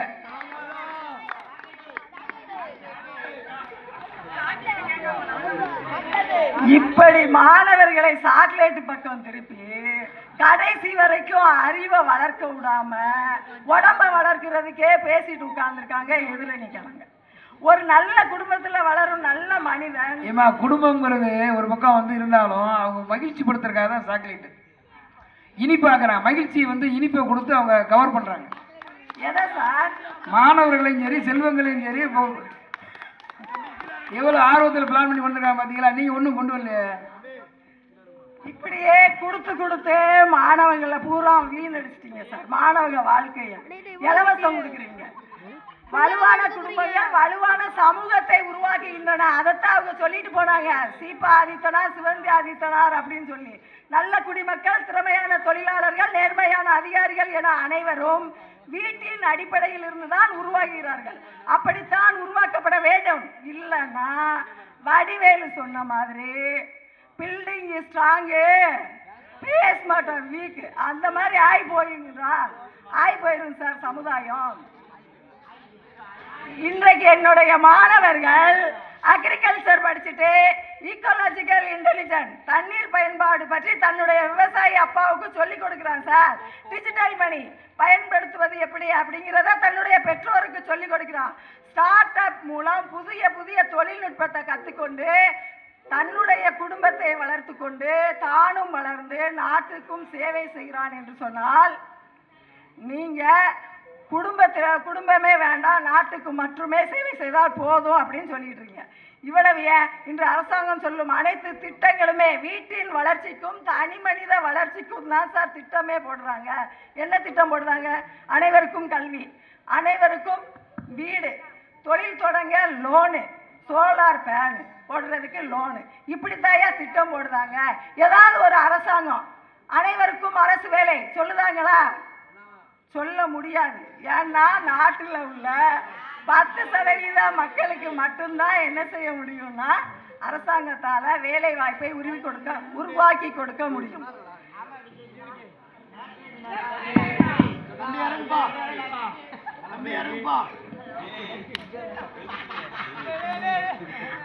அப்துல் கலாமை போன்ற தலைவர்கள் வலியுறுத்துவது போல வீட்டில் வளர்க்கப்படும் தன்னம்பிக்கையும் கடின உழைப்புமே இளைஞர்களை நாட்டின் வளர்ச்சிக்கு தயார்படுத்தும். குடும்பம் என்பது அன்பின் பிறப்பிடம், பாசத்தின் வளர்ப்பிடம், பக்குவத்தின் காப்பிடம். எனவே மாணவர்களின் எதிர்காலம் குடும்பத்திற்கு என்று கூறி செயலை விதையுங்கள், பழக்கம் உருவாகும், பழக்கத்தை விதையுங்கள், பண்பு உருவாகும், பண்பை விதையுங்கள், உங்கள் எதிர்காலம் உருவாகும் என்று கூறி முடிக்கிறேன். நன்றி, வணக்கம். நல்லா கைதட்டு தம்பி. ஏன்னா இன்னைக்கு இருக்கிற சூழ்நிலையில் குடும்பம் தான் ஒரு உன்னத பணி. குழந்தை பருவத்தில் இருந்து பெற்றோர் பராமரித்து கண்ணு கருத்துமாக இருக்காங்க. மனதார வாழ்த்துகிறேன்.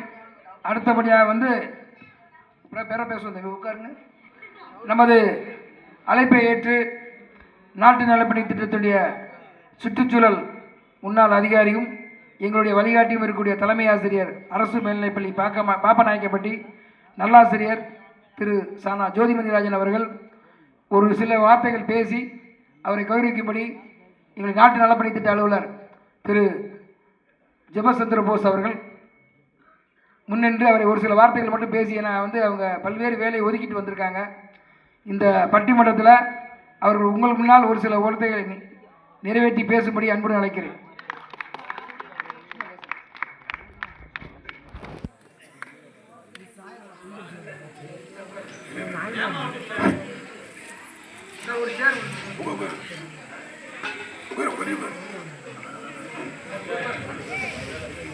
அனைவருக்கும் வணக்கம். கொஞ்சம் தொண்டை கட்டிடுச்சு, பேச முடியல.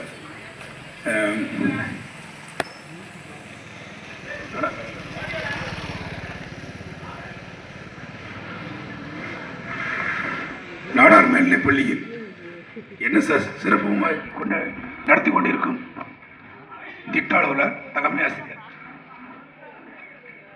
மற்றும் மாணவர்கள் அனைவருக்கும் முதல்வரை தெரிவித்துக் கொள்கின்றேன். உங்கள் மாணவரை பார்க்கும்போது சந்தோஷமாக இருக்குது. ஏன்னா நான் வாத்தியாராக இருக்கும்போது நானும் ஒரு என்எஸ்எஸ் ப்ரோக்ராம் ஆஃபீஸர் 10 வருஷம் இருந்தேன். 2010 ப்ரோக்ராம் ஆஃபீஸரு. அப்போ கேம்ப் 10 நாள், இப்போ 7 நாள். 7 நாள் தானே இப்போ? ஆமாம், இப்போ நிறைய குறைச்சிட்டாங்க. முந்தியில் மம்முட்டி எடுத்து கடப்பை எடுத்துகிட்டு போனோம். இப்போல்லாம் அதெல்லாம் விட்டுட்டு சரியா இந்த மாதிரி பட்டிமன்றங்கள் நிறைய அறிவுசாரம் ப்ரோக்ராம் பண்ணிக்கிட்டு இருக்காங்க. சரியா, ஏற்கனவே உங்கள் ஸ்கூலில் நல்லா பண்ணுவாங்க. தலைமை ஆசிரியர் இருக்காரு, ப்ரோக்ராம் ஆஃபீஸர் இருக்காங்க, நல்லா பண்ணிக்கிட்டு இருப்பாங்க. நிறைய பேசணும்னு ஆசை. நான் தொண்டை கட்டினா நாளைக்கு பேசவே முடியாது. அதனால் அனைவருக்கும் வாழ்த்துக்களை தெரிவித்துக் கொண்டு விடைபெறுகிறேன். நன்றி, வணக்கம். இந்த நாட்டு நலப்பணி திட்டமும் சரி, தேசிய பசுமை படை இயக்கத்தில் கன்வீனராகவும் ஏபிஓவும் இருந்தாங்க. நல்லாசிரியராக இருந்து தொடர்ச்சியாக 25 ஆண்டு கல்வி பணி முடித்து இப்போ 28வது வருஷம் தொடர்ச்சியாக சேவை செய்யக்கூடிய எங்கள் அழைப்பை ஏற்று வந்துள்ள திரு நல்லாசிரியர் திரு ஜோதிமணி சார் அவர்கள், இந்த திட்ட அலுவலர் திரு ஜெபசுந்தர் சார் அவர்கள் பொன்னாடை பற்றி கௌரவிப்பார்.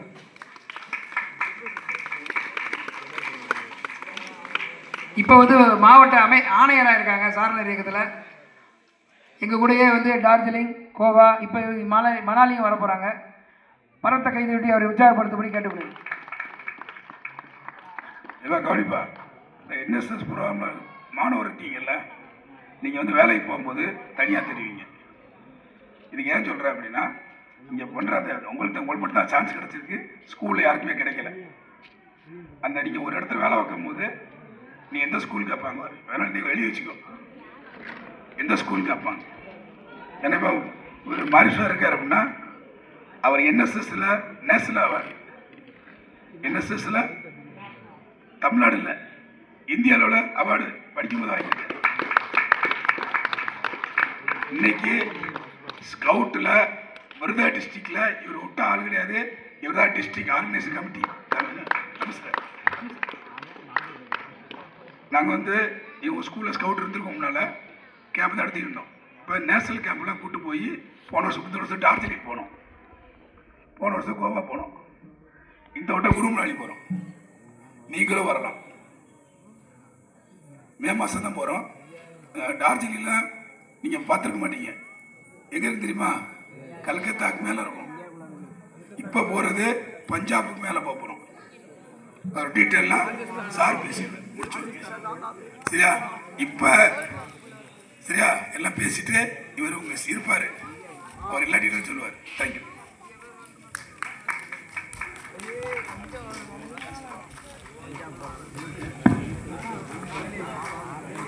பல்வேறு வேலையை ஒதுக்கிவிட்டு வந்துள்ள எங்களுடைய வழிகாட்டி நல்லாசிரியர் திரு ஜோதிமணி சார் அவர்கள் உங்களுக்கு முன்னால் அனைவரையும் வருக வருக என்று வரவேற்று இந்த வரவேற்பு உரை அளித்திய வாழ்த்துறை வழங்கிய திரு ஜோதிமணி சார் அவர்களுக்கு உரைத்த கரவோசை எழுப்பி அவரை மகிழ்விக்கும்படி கேட்டுக்கொள்கிறேன்.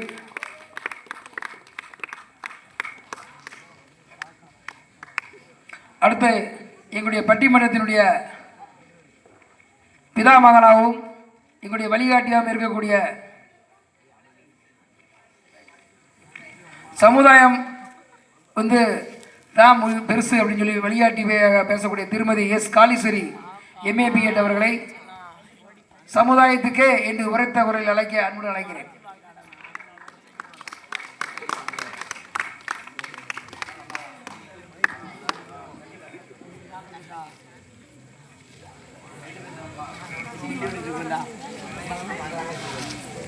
சிங்கம் போல் சிம்மாசனத்தில் அமர்ந்திருக்கும் எனது நடுவர் அவர்களுக்கும், என்னுடன் பணிபுரியும் எனது ஆசிரியர் பெருமக்களுக்கும், என் பேச்சை கேட்க வந்த என் மாணவ மணிகளுக்கும் என் முதற்கண் வணக்கத்தை தெரிவித்துக் கொள்கிறேன்.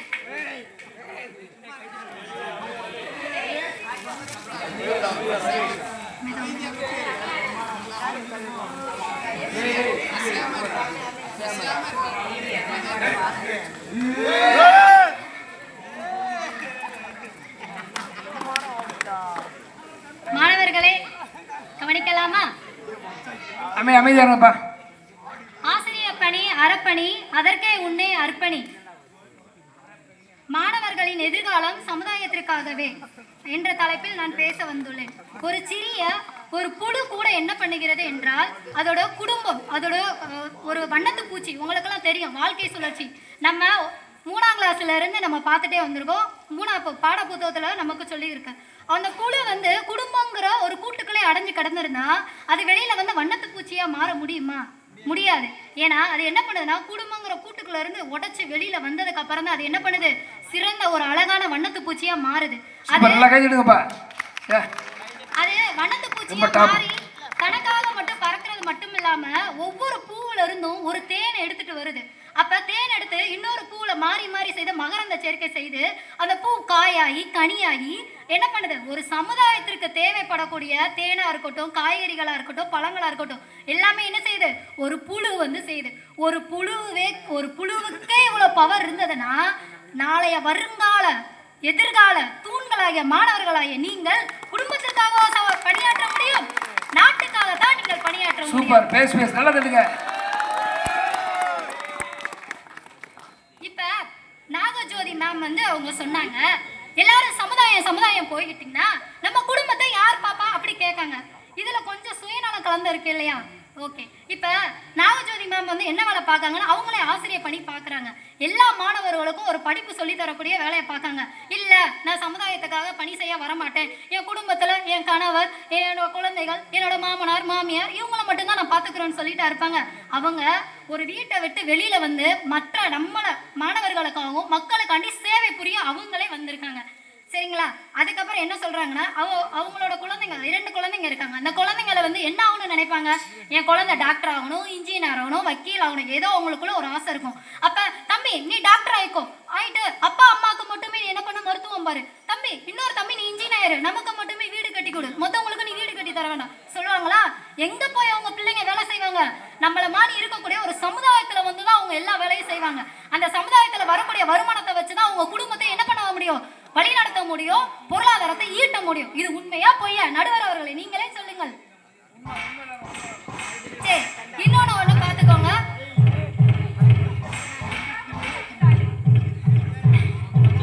இன்றைய காமராஜர் ஐயா அவர்களை பத்தி இவங்க சொன்னாங்க. காமராஜர் ஐயா வந்து 9 வருஷமா என்ன பண்ணாங்கன்னா முதலமைச்சரா இருந்தாங்க. அந்த நாட்டுல அவங்க இருக்கக்கூடிய ஏரியா மக்களை அவங்களை என்ன பண்ணிட்டாங்க, தோற்கடிச்சிட்டாங்க அப்படின்னு சொன்னாங்க. ஆனா என்ன, அவங்க தோற்கடிச்சது உண்மைதான், நான் அதை போய் குத்தம் சொல்லல. இப்ப ஒரு சச்சின் டெண்டுல்கரோ, ஒரு கபடி வீரரோ, ஒரு மிகப்பெரிய கால்பந்து வீரரோ, மெஸ்ஸியோ அவங்க கிரவுண்டுக்குள்ள இறங்குறாங்க. கிரவுண்டுக்குள்ள இறங்கினா ஆப்போனன்ட் டீம் எப்பா இவ்வளவு பெரிய சச்சின் வந்துட்டாரு அவர் ஜெயிக்கட்டும்னு சொல்லி விடுவாங்க. அந்த 11 பேரும் சச்சின் போற பால் என்ன பண்ணணும், எல்லாமே பால் அவுட் பண்ணணும் தான் நினைப்பாங்க, அவங்களை தோற்கடிக்கணும் தான் நினைப்பாங்க. ஒரு கபடி வீரர், ஒரு கால்பந்து வீரர் மெஸ்ஸியை உள்ள விளையாட வந்தாலும் அவரை தோற்கடிக்கிறது எத்தனை பேர் இருப்பாங்க? ஒருத்தனா 2 பேரா? 11 பேர் டீம் இருப்பாங்க. இந்த மாதிரி சமுதாயத்துல வந்து வந்தோடனே எல்லாரையும் வாழ வச்சிடாதுங்க. அவங்க செய்யக்கூடிய பணிகள் மூலமாகவும் அவங்க செய்யக்கூடிய திறமைகள் மூலமா தான் அவங்களை என்ன பண்ண முடியும், வாழ வைக்க முடியும். என்னதான் வந்து நம்ம காமராஜர் ஐயா அவங்க அப்படி சொன்னாலும் அவங்களும் அவங்களோட பிள்ளைங்களும் நாளைக்கு வரக்கூடிய நம்ம தலைமுறைகளும் பாட புத்தகத்துல அவரை பத்தி தான் நம்ம என்ன பண்ணிட்டு இருக்கோம், படிச்சுக்கிட்டு இருக்கோம். இனிமே வரக்கூடிய தலைமுறைகளும் அவங்கள பத்தி தான் பாடப்புத்தகத்தில் படிக்க போகிறோம். சமுதாயத்துக்கு தொண்டாற்றியவர்களை மட்டும்தான் என்ன பண்ணுறோம், நம்ம கொண்டாடுறோம், போற்றி புகழ்கிறோம், சிறப்பாக வழி நடத்துகிறோம். சரிங்களா? இதுக்கப்புறம் நம்ம மகாலட்சுமி மேம் வந்து பேசினாங்க. என்ன சொன்னாங்கன்னா, ஏன்னா எங்கள் தீமெல்லாம் குட்டையாக இருக்குமா. குட்டை தான் நாங்கள் ஒத்துக்கிறோம். கடுகு சிறுத்தாலும் காரம் குறையுமாங்க. நீங்கள் சமையல் செய்யும் போது என்ன பண்ணுறீங்க, மிளகா நெட்டையா இருக்கு, நிறைய மிளகா என்ன போடும், கடுகு போட்டு தான் தாளிப்போம். அந்த கடுகு போட்டு தாளிச்சாதான் அந்த குழம்புக்கு மனமும் இருக்கும், ருசியும் இருக்கும். சரிங்களாங்க? சரி, இன்னொன்று வந்து என்ன பண்றாங்கன்னா, இந்த என்எஸ்எஸ் கேம்ப் வந்து மாணவர்களை பத்தி சொல்றாங்க. உங்க குடும்பத்துல இருந்து உங்களை ஒத்துழைச்சாங்க. நீங்க இப்ப என்ன பண்றீங்கன்னா, இப்ப நீங்க என்எஸ்எஸ் கேம்புக்கு வரலன்னு வச்சுக்கோங்க, வீட்டுல தான் இருக்கீங்கன்னு வச்சுக்கோங்க. என்ன பண்ணுவேன், மிஞ்சி போனா செல்ல நோண்டுவேன், இல்ல டிவி பார்ப்பேன், இல்ல ஃப்ரெண்ட்ஸ் கூட என்ன பண்ணிட்டு இருப்ப, விளையாண்டுட்டு இருப்பேன். இது வந்து நீ செய்யக்கூடியது உன் குடும்பத்துக்கு நல்லதா? நீ விளையாட போ, உங்க அம்மா ஏலே செல்ல வைடா, ஏலே டிவி பார்க்காதடா, ஏலே கொஞ்சமாவது படிடா, அப்படிதான் சொல்லுவாங்க. இப்ப நீங்க வந்து நாட்டு நலப்பணி திட்டத்துக்கு வந்து நீங்க என்ஜாய் பண்றியா, இல்ல சோகமா இருக்கியா? நீயே சொல்லு பாப்போம். சரி, நீ ரெண்டுமே என்ஜாய் பண்ற, சோகமாவும் இருக்க. ஆனா ஒரு சில நிறைய விஷயங்களை வீட்டுல இருக்கிறத விட இங்க வந்து நீ என்ன பண்ணிட்டு இருக்க, நிறைய விஷயங்களை நீ கத்துக்கிற, நிறைய விஷயங்களை தெரிஞ்சுக்கிற. இப்ப சார் கூட சொன்னாங்க பாத்தியா, நீ எங்க போய் ஒரு பதவியில இருந்தாலும், நீ எந்த பள்ளியில படிச்ச, நீ என்எஸ்எஸ் கேம்ப் மாணவரா, நீ தனியா தெரியுவேன்னு சொன்னாங்க. இது நீ குடும்பத்தை விட்டு ஒரு படி வெளியில வந்து சமுதாயத்துல நீ பணியாற்றும் போதா என்ன பண்ணுது, உன்னோட மதிப்பு உயருது, உன்னோட திறமையும் உயருது. சரியா? இப்ப குடும்பம்னு பார்த்தா அப்ப நம்ம சமுதாயம் பார்த்தா குடும்பத்தை யாருங்க பாப்பாங்க அப்படின்னு வந்து ஒரு கேள்வி கேட்டாங்க. ஏங்க எல்லாருமே என் குடும்பம், என் புருஷன், என் குழந்தை, என் பிள்ளைன்னு பார்த்தோம்னா நாட்டை யாரு தாங்க காப்பாத்துறது? நம்மள மாதிரி இளைஞர்கள் தாங்க வெளியில வரணும். நம்ம இளைஞர்கள் எல்லாருமே வெளியில வந்து நாட்டுக்கு சேவை செய்யணுங்க. நம்ம சுயநலமாவே என்ன பண்ணக்கூடாது, இருக்கக்கூடாது. இப்ப நம்ம வாழக்கூடிய பூமி கூட நமக்கு என்ன கத்து தருது, நம்ம வாழக்கூடிய பூமி கூட விளைச்சல் கத்து தருது. யாருக்காண்டி? மக்களுக்காண்டி. நம்ம சுவாசிக்கக்கூடிய காற்று கூட என்ன பண்ணுது, எல்லாருக்கும் சுவாசிக்கக்கூடிய ஆக்சிஜனை தருது. அதுக்கப்புறம் நெருப்பு வந்து நமக்கு என்ன பண்ணுது, வெளிச்சத்தை தருது. சூரியன், பஞ்சபூதங்களே நமக்கு என்னங்க பாடம் சொல்லி தருது, பிறருக்காக வாழ் அப்படிங்கிற ஒரு பாயிண்ட் தாங்க சொல்லி தருது. நம்ம இந்த பூமியில முளைக்கக்கூடிய ஒரு சின்ன பூ கூட என்ன பண்ணுதுன்னா, அது மலர்ந்து மக்களுக்கு பயன்படணும் அப்படிங்கிற ஒரு பாயிண்ட் ஆஃப் வியூல தான் என்ன பண்ணுது, ஒரு சின்ன பூ கூட என்ன பண்ணுது, செய்யுது. அப்ப நம்மளால முடியாதாங்க, மற்றவங்களுக்கு நம்ம சாதனை பண்ணணும் அப்படிங்கிற. கடவுள் கூட என்ன பண்றாருன்னா, சுயநலமா இருக்காத, பொதுநலமா இரு. உங்களுக்கு ஒண்ணு தெரியுமா, மகாபாரதத்துல கர்ணன் ஒருத்தர் இருந்தாரு. சரிங்களா? அந்த கர்ணன் வந்து என்ன பண்ணாருன்னா, மகாபாரத போர் முடிவுல வந்து அவர் வந்து நெஞ்சில வந்து என்ன பண்றாரு, அர்ஜுனன் வந்து அம்பு வந்து ஏற்றிட்டாரு. அவர் உயிருக்காக போராடிட்டு இருக்காரு. அந்த நேரத்துல அவர் செய்த புண்ணியங்கள் வந்து என்ன பண்ணுதுன்னா, அவர் உயிரை வந்து போக விடாம தடுத்து நிறுக்குது. அணியார் என்ன பண்றாரு, கிருஷ்ணர் வந்து அவர்கிட்ட பிச்சை கேட்காரு. ஐயா உன் உயிரே எனக்கு தானமா குடியான்னு கேட்காரு. அப்ப கடவுளே வந்து பிச்சை கேட்காருன்னா என்ன காரணம், ஒருத்தவங்க வந்து பிறருக்கு அளவுக்கு அதிகமான புண்ணியங்கள் செய்வதன் மூலமா தான் கடவுளே இறங்கி வந்து ஐயா உன் உயிர் எனக்கு பிச்சை குடியா அப்படின்னு வந்து சொல்லி கேட்கிறாங்க. சரியா மாணவர்களே, எல்லாரும் இப்ப கவனிங்க. உங்களுக்கு ஒரு சின்ன பாயிண்ட். இப்ப விழுந்து கிடந்தால் சிலந்தி கூட சிறைப்பிடிக்கும், எழுந்து நடந்தால் எரிமலை கூட வழி கொடுக்கும். சரிங்களா? விவேகானந்தர் சொல்லியிருக்காரு, ஒரு 100 இளைஞர்களை என்னிடம் கொடுங்கள், நான் ஒரு நாட்டை வல்லரசாகவே மாற்றுவேன் அப்படின்னு சொல்றாரு. அப்துல் கலாம் ஐயா இருக்காரா, அவர் வந்து என் குடும்பமே போதுங்க, நான் கண்டுபிடிச்ச செயற்கைக்கோள் எல்லாமே என் குடும்பத்துக்காண்டே பயன்படுத்துறேன்னு சொன்னா நம்ம நாட்டுக்கு பயன்பட்டு போகுமா? முடிஞ்சிருக்காது. அவர் சொன்னாங்களே, அம்மா அப்பா நல்லா வளர்க்கணும் செய்யணும். சரி ஓகே, நான் ஒத்துக்கிறேன், அம்மா அப்பா நல்லா வழி நடத்தினா தான் நீ நல்லபடியா வருவேன்னு. இப்ப அப்துல் கலாம் ஐயா பள்ளிக்கூடம் போகாம வீட்டுல இருந்து அம்மா அப்பாவோட அரவணைப்புல இருந்தா இவ்வளவு பெரிய ஒரு தேச தலைவர் நமக்கு கிடைச்சிருப்பாரா? அவர் வந்து என்ன பண்ணியிருக்காருன்னா, ஒரு கடற்கரையில ஆசிரியரை வர கூட்டிட்டு போயிருக்காங்க. கூட்டிட்டு போகும்போது இந்த பறவை எப்படி பறக்குதுன்னு யோசிச்சிருக்காரு. அந்த யோசிப்பின் மூலமா தான் என்ன பண்ணியிருக்காரு, விமானம் எப்படி பறக்குதுன்னு ஒரு கண்டுபிடிச்சிருக்காங்க. அதுக்கு மேல ஏகப்பட்ட அறிவுரைகள் வந்து அவருக்கு கிடைச்சிருக்கு. அதுக்கப்புறம் தான் என்ன பண்ணியிருக்காரு, அவரு செயற்கைக்கோளை நம்ம வானில வந்து செலுத்தியிருக்காரு. அவரோட கண்டுபிடிப்புகள் எல்லாமே யாருக்காக பயன்பட்டது, நமக்காண்டிதான். அந்த அப்துல் கலாம் ஐயா கூட என்ன சொல்லியிருக்காங்கன்னா, உறக்கத்தில் வருவதல்ல கனவு, உன்னை உறங்க விடாமல் செய்வதே கனவு அப்படிங்கிற ஒரு பாயிண்ட் வந்து யார் கொடுத்திருக்காரு, நம்மளோட இளைஞர்களுக்காண்டி கொடுத்திருக்காரு. அன்னை தெரசா அவங்க வந்து என்ன பண்ணாங்கன்னா, குடும்பத்துக்காண்டி மட்டும்தான் நான் சேவை செய்வேன், குடும்பத்துக்காண்டி மட்டும் தான் இருப்பேன்னு நினைச்சாங்களா? அவங்க நாடு விட்டு நாடு வந்து இந்தியாவில் வந்து இருக்கக்கூடிய அத்தனை ஏழை குழந்தைகளையும் தத்தெடுத்து அவங்கள பராமரித்து வளர்த்து நல்பணி ஆற்றிருக்காங்க. சரிங்களா? அதுக்கப்புறம் வந்து என்ன பண்ண, வள்ளலாருக்கு தெரியுமா, வாடிய பயிரை கண்ட போதெல்லாம் வாடினேன் அப்படி சொல்லி மனம் மருந்திருக்காரு. இன்னைக்கு வரைக்கும் ஒரு அணையா விளக்கு அப்படின்னு சொல்லிட்டு எத்தனையோ பேருக்கு அழகான அன்னதானங்கள் போட்டுக்கிட்டு இருக்காரு. இப்போ போனா கூட நமக்கு நமக்கு எப்பவுமே அன்னதானம் வந்து கிடைக்குது. சரிங்களா? அதுக்கப்புறம் டாக்டர் முத்துலட்சுமி ரெட்டி அவங்க என்ன சொல்லியிருக்காங்கன்னா, இந்த நீங்க குடும்பம் சொல்றீங்களே, எத்தனை குடும்பம் வந்து பிள்ளைங்களை படின்னு டார்ச்சர் பண்ணியிருக்கீங்க. இன்னொன்று வந்து நிறைய மாணவர்கள் இப்போ நீட் எக்ஸாம் எடுத்துக்கிட்டீங்கன்னா, என் பிள்ளை நீ டாக்டராக தான் ஆகணும், நீ ஏன் வக்கீல் இன்ஜினியராக ஆகக்கூடாதா, அவனை மென்டல் டார்ச்சர் பண்ணி நீட் எக்ஸாம் எழுதாம ஃபெயில் ஆகி எத்தனையோ மாணவர்கள் தற்கொலை பண்ணியிருக்காங்க. இதுக்கெல்லாம் யார் காரணம் சொல்லுங்க?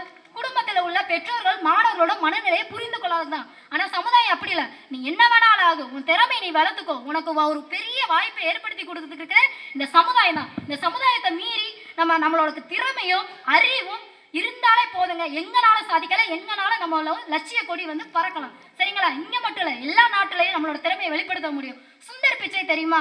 அவர் என் குடும்பம் மட்டும் இருந்தாருன்னா கூகுள்ங்கிற ஒரு அமைப்பை அவர் கொண்டு வந்திருக்க முடியுமா? சொல்லுங்க, கொண்டுட்டு வந்திருக்க முடியுமா நடுவர் அவர்களே? முடியாது. அவரோட தன்னோட திறமையை எங்க வெளிக்கொண்டு வந்திருந்தாரு? இந்த பக்கத்துல தான் ஊரு இருந்தாலும் அமெரிக்கால இருக்காரு. இருக்காரா? ஒரு மாணவனா இருந்து சமுதாயத்துல வந்து தன்னுடைய திறமையை வெளிப்படுத்தினது மூலமா தான் உலகமே என்ன பண்ணிட்டு இருக்கு? சுந்தர் பிச்சைன்னு ரொம்ப பெருமையா பேசிட்டு இருக்கு. அப்ப மாணவர்களாய் நீங்கள் குடும்பம்ன்ற ஒரு கூட்டுக்குள்ள அணைஞ்சு கிடக்காம சமுதாயம் என் மக்கள் எல்லாருமே நம்ம கூட பிறந்தவர்கள் அப்படி சொல்லி என்ன பண்ணுங்க, சமுதாயத்திற்காக சேவையாற்ற வாருங்க. உங்களோட எதிர்காலம் நல்ல எதிர்காலமாக அமைய நீங்க நாட்டுக்காக சிறப்பு சேவை திட்டங்களை ஒவ்வொரு நாள்தோறும் செய்து கொண்டே வாருங்கள். என்னுடைய தலைப்பை இனிதே நிறைவேற்றிக் கொள்கிறேன். சூப்பர், நல்லா கையெழு தம்பி. சமுதாயத்துக்கு உங்கள் மாதிரி உள்ள ஆள் தேவை. இருந்தாலும் அதை மறுத்து பேசுவதற்கு சட்ட சபை கிடையாது. இது எதிரி அணியாக இருக்கக்கூடிய எங்கள் சிங்கம், எங்கள் ஊர் தங்கம், எங்கள் பள்ளியுடைய மூத்த ஆசிரியர், தமிழ் ஆசிரியர் திரு ஏ கருப்பசாமி அவர்களை அன்புடன் அழைக்கிறேன். குடும்பத்திற்கு என்று வாதிட உள்ளார்.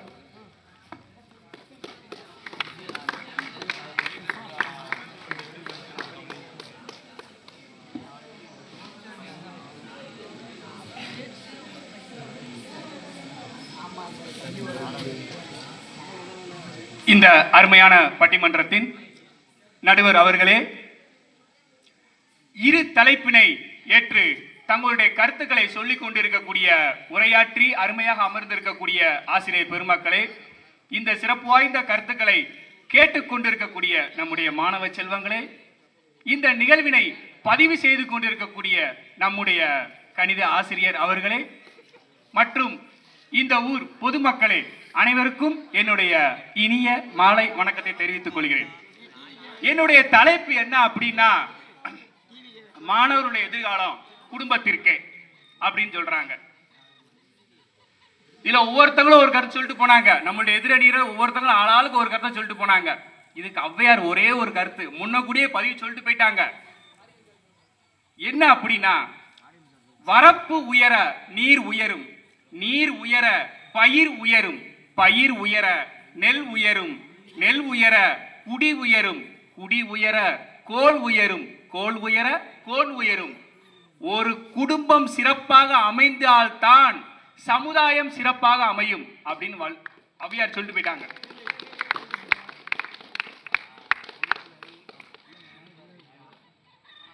நடுவர் அவர்களே, குடும்பம் அப்படிங்கிறது என்ன அப்படின்னா ஒரு சமுதாயத்தினுடைய அடிப்படை. குடும்பம் நல்லா இருந்தா தான் சமுதாயம் நல்லபடி சமுதாயமா இருக்கும். இன்னைக்கு நீங்க சொல்லிட்டு போனீங்க, ஒவ்வொருத்தவங்க இன்னைக்கு மாணவர்கள் வந்து தொண்டாற்ற வந்திருக்கிறாங்க. அவங்க குடும்பத்துல அப்பா அம்மா சம்மதிக்காம வந்திருப்பாங்களா? அனுமதி கடிதம் வாங்குனீங்கல்ல, வாங்குனீங்களா வாங்கலையா? அனுமதி கடிதம் அப்பா அம்மா கொடுத்த பிறகுதான் இங்க வந்தாங்க. வீட்டுல எவனா சேட்டை பண்ணிக்கிட்டு இருக்கான், தெருவு சுத்திக்கிட்டு இருக்கான், வேணாண்டா அங்கேயே போய் பிரச்சனை பண்ணோட வேணாண்டா அப்படின்னு அனுப்ப மாட்டாங்க. அப்ப குடும்பத்துல எவன் ஒருவன் சிறந்த ஒழுக்கத்தோட இருக்கிறானோ அவன் தான் இங்க சேவை செய்ய முடியும். அப்ப அந்த சமுதாயத்திற்கு அடிப்படையே என்னது? குடும்பம் தான்.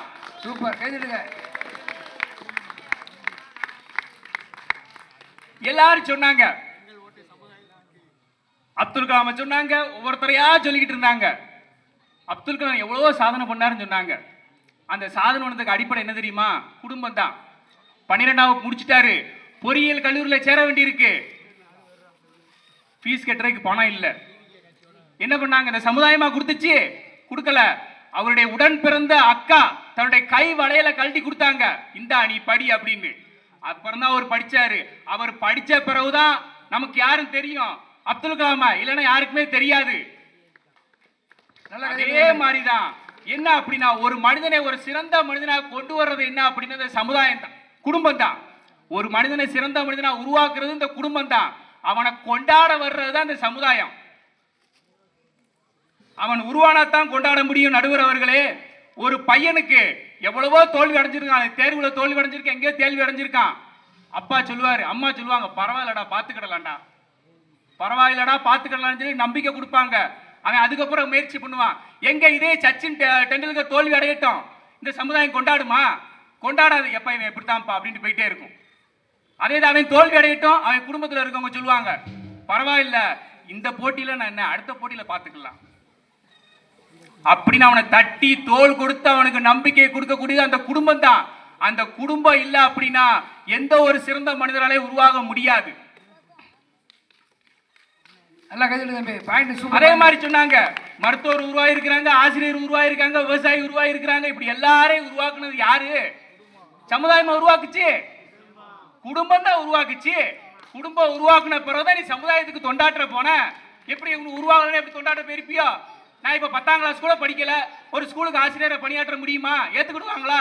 இந்த சமுதாயம் ஏத்துக்கிடுமா? கிடையாது.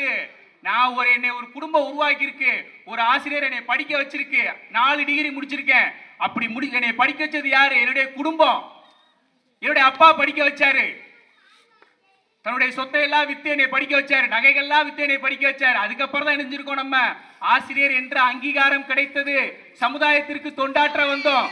இல்லைன்னா முடியுமா? நான் எங்கேயோ ஒரு இடத்துல கூலி வேலை பார்த்திருப்பேன், இன்னைக்கு முன்னாடி இன்னும் பேச முடியுமா?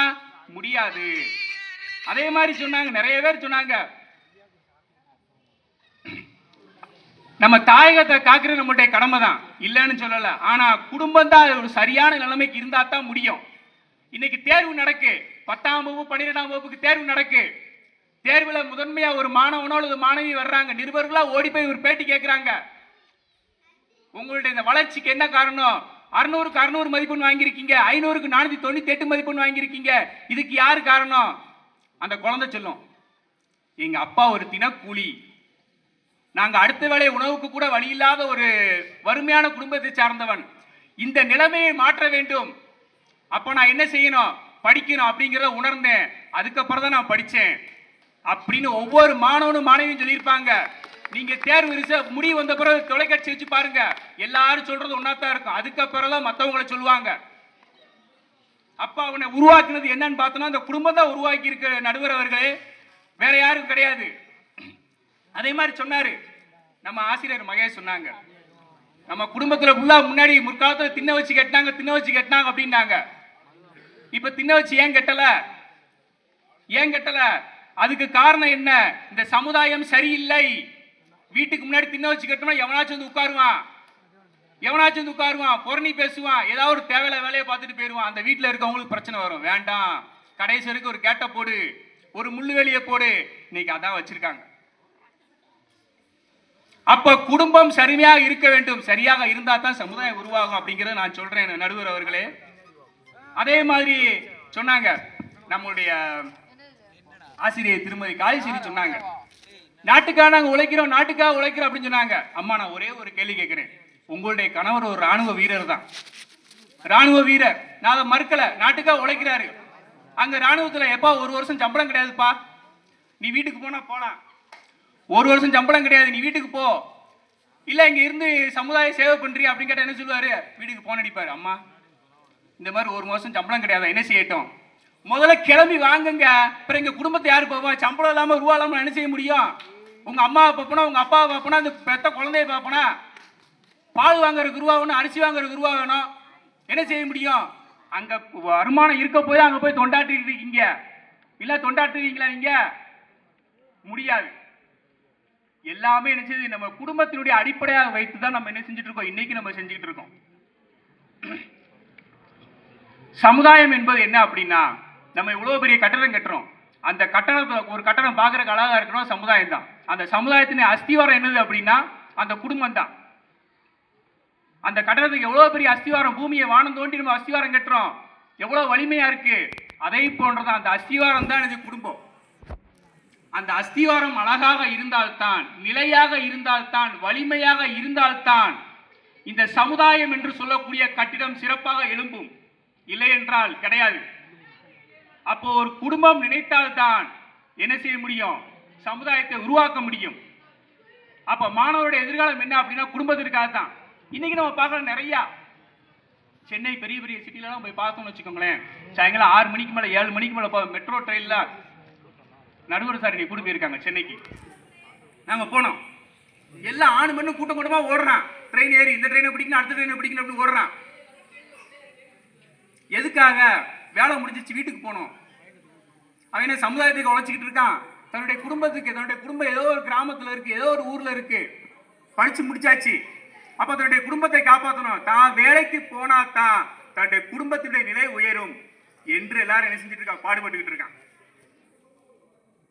அப்ப குடும்பம் சிறப்பாக இருந்தால்தான் சமுதாயம் சிறப்பாக இருக்கும். அப்ப இங்க இருக்க மாணவருடைய எதிர்காலம் என்ன அப்படின்னு பார்த்தோம்னா குடும்பம் தான், வேற எதுவுமே கிடையாது. நல்லா யோசனை பண்ணி பார்ப்போம். இங்க இருக்கிற எல்லாரும் என்ன செஞ்சுட்டு இருக்கோம், நல்லா வேலை பார்த்துட்டு இருக்கோம். சொன்னாங்க ஆசிரியர்கள் நாங்கள் நினைச்சிட்டு சமுதாயத்திற்காக தொண்டாடிட்டு இருக்கோம், சிறந்த மாணவர்கள் உருவாக்கிட்டு இருக்கோம். ஆமா உருவாக்குங்க, யார் இல்லைன்னு சொல்லல. அங்க சம்பளம் கொடுக்க போய் நீங்க உருவாக்கிட்டு இருக்கிறீங்க, இல்ல நீங்க உருவாக்குவீங்களா? கிடையாது. எப்ப உனக்கு சம்பளம் கிடையாதுப்பா, நீ என்ன சமூக சேவை பண்றதுக்கு வாங்க. அப்ப யாராச்சும் வருவோமா? மாட்டோம். அப்ப தன்னுடைய குடும்பத்திற்காகத்தான் ஒவ்வொருவரும் ஓடிக்கொண்டிருக்குமே தவிர இந்த சமுதாயத்திற்காக அல்ல. குடும்பம் சிறப்பாக இருக்க வேண்டும் என்ற எண்ணம் எல்லாருடைய ஆள் மனதிலே ஓடிக்கொண்டுதான் இருக்கிறது. இன்னைக்கு நம்மளுடைய அம்மா வந்தாங்க, இங்க பட்டிமன்றத்துக்கு வந்திருக்கிறாங்க, காளீஸ்வரி அம்மா வந்திருக்கிறாங்க. 3 நாள் தன்னுடைய குழந்தை கூட நல்லா சந்தோஷமா இருந்துட்டாங்க. இப்ப இங்க வந்து ஒரு அரை மணி நேரம் மேல ஆச்சு, 3 போன் வந்துருச்சு. என்னாச்சு?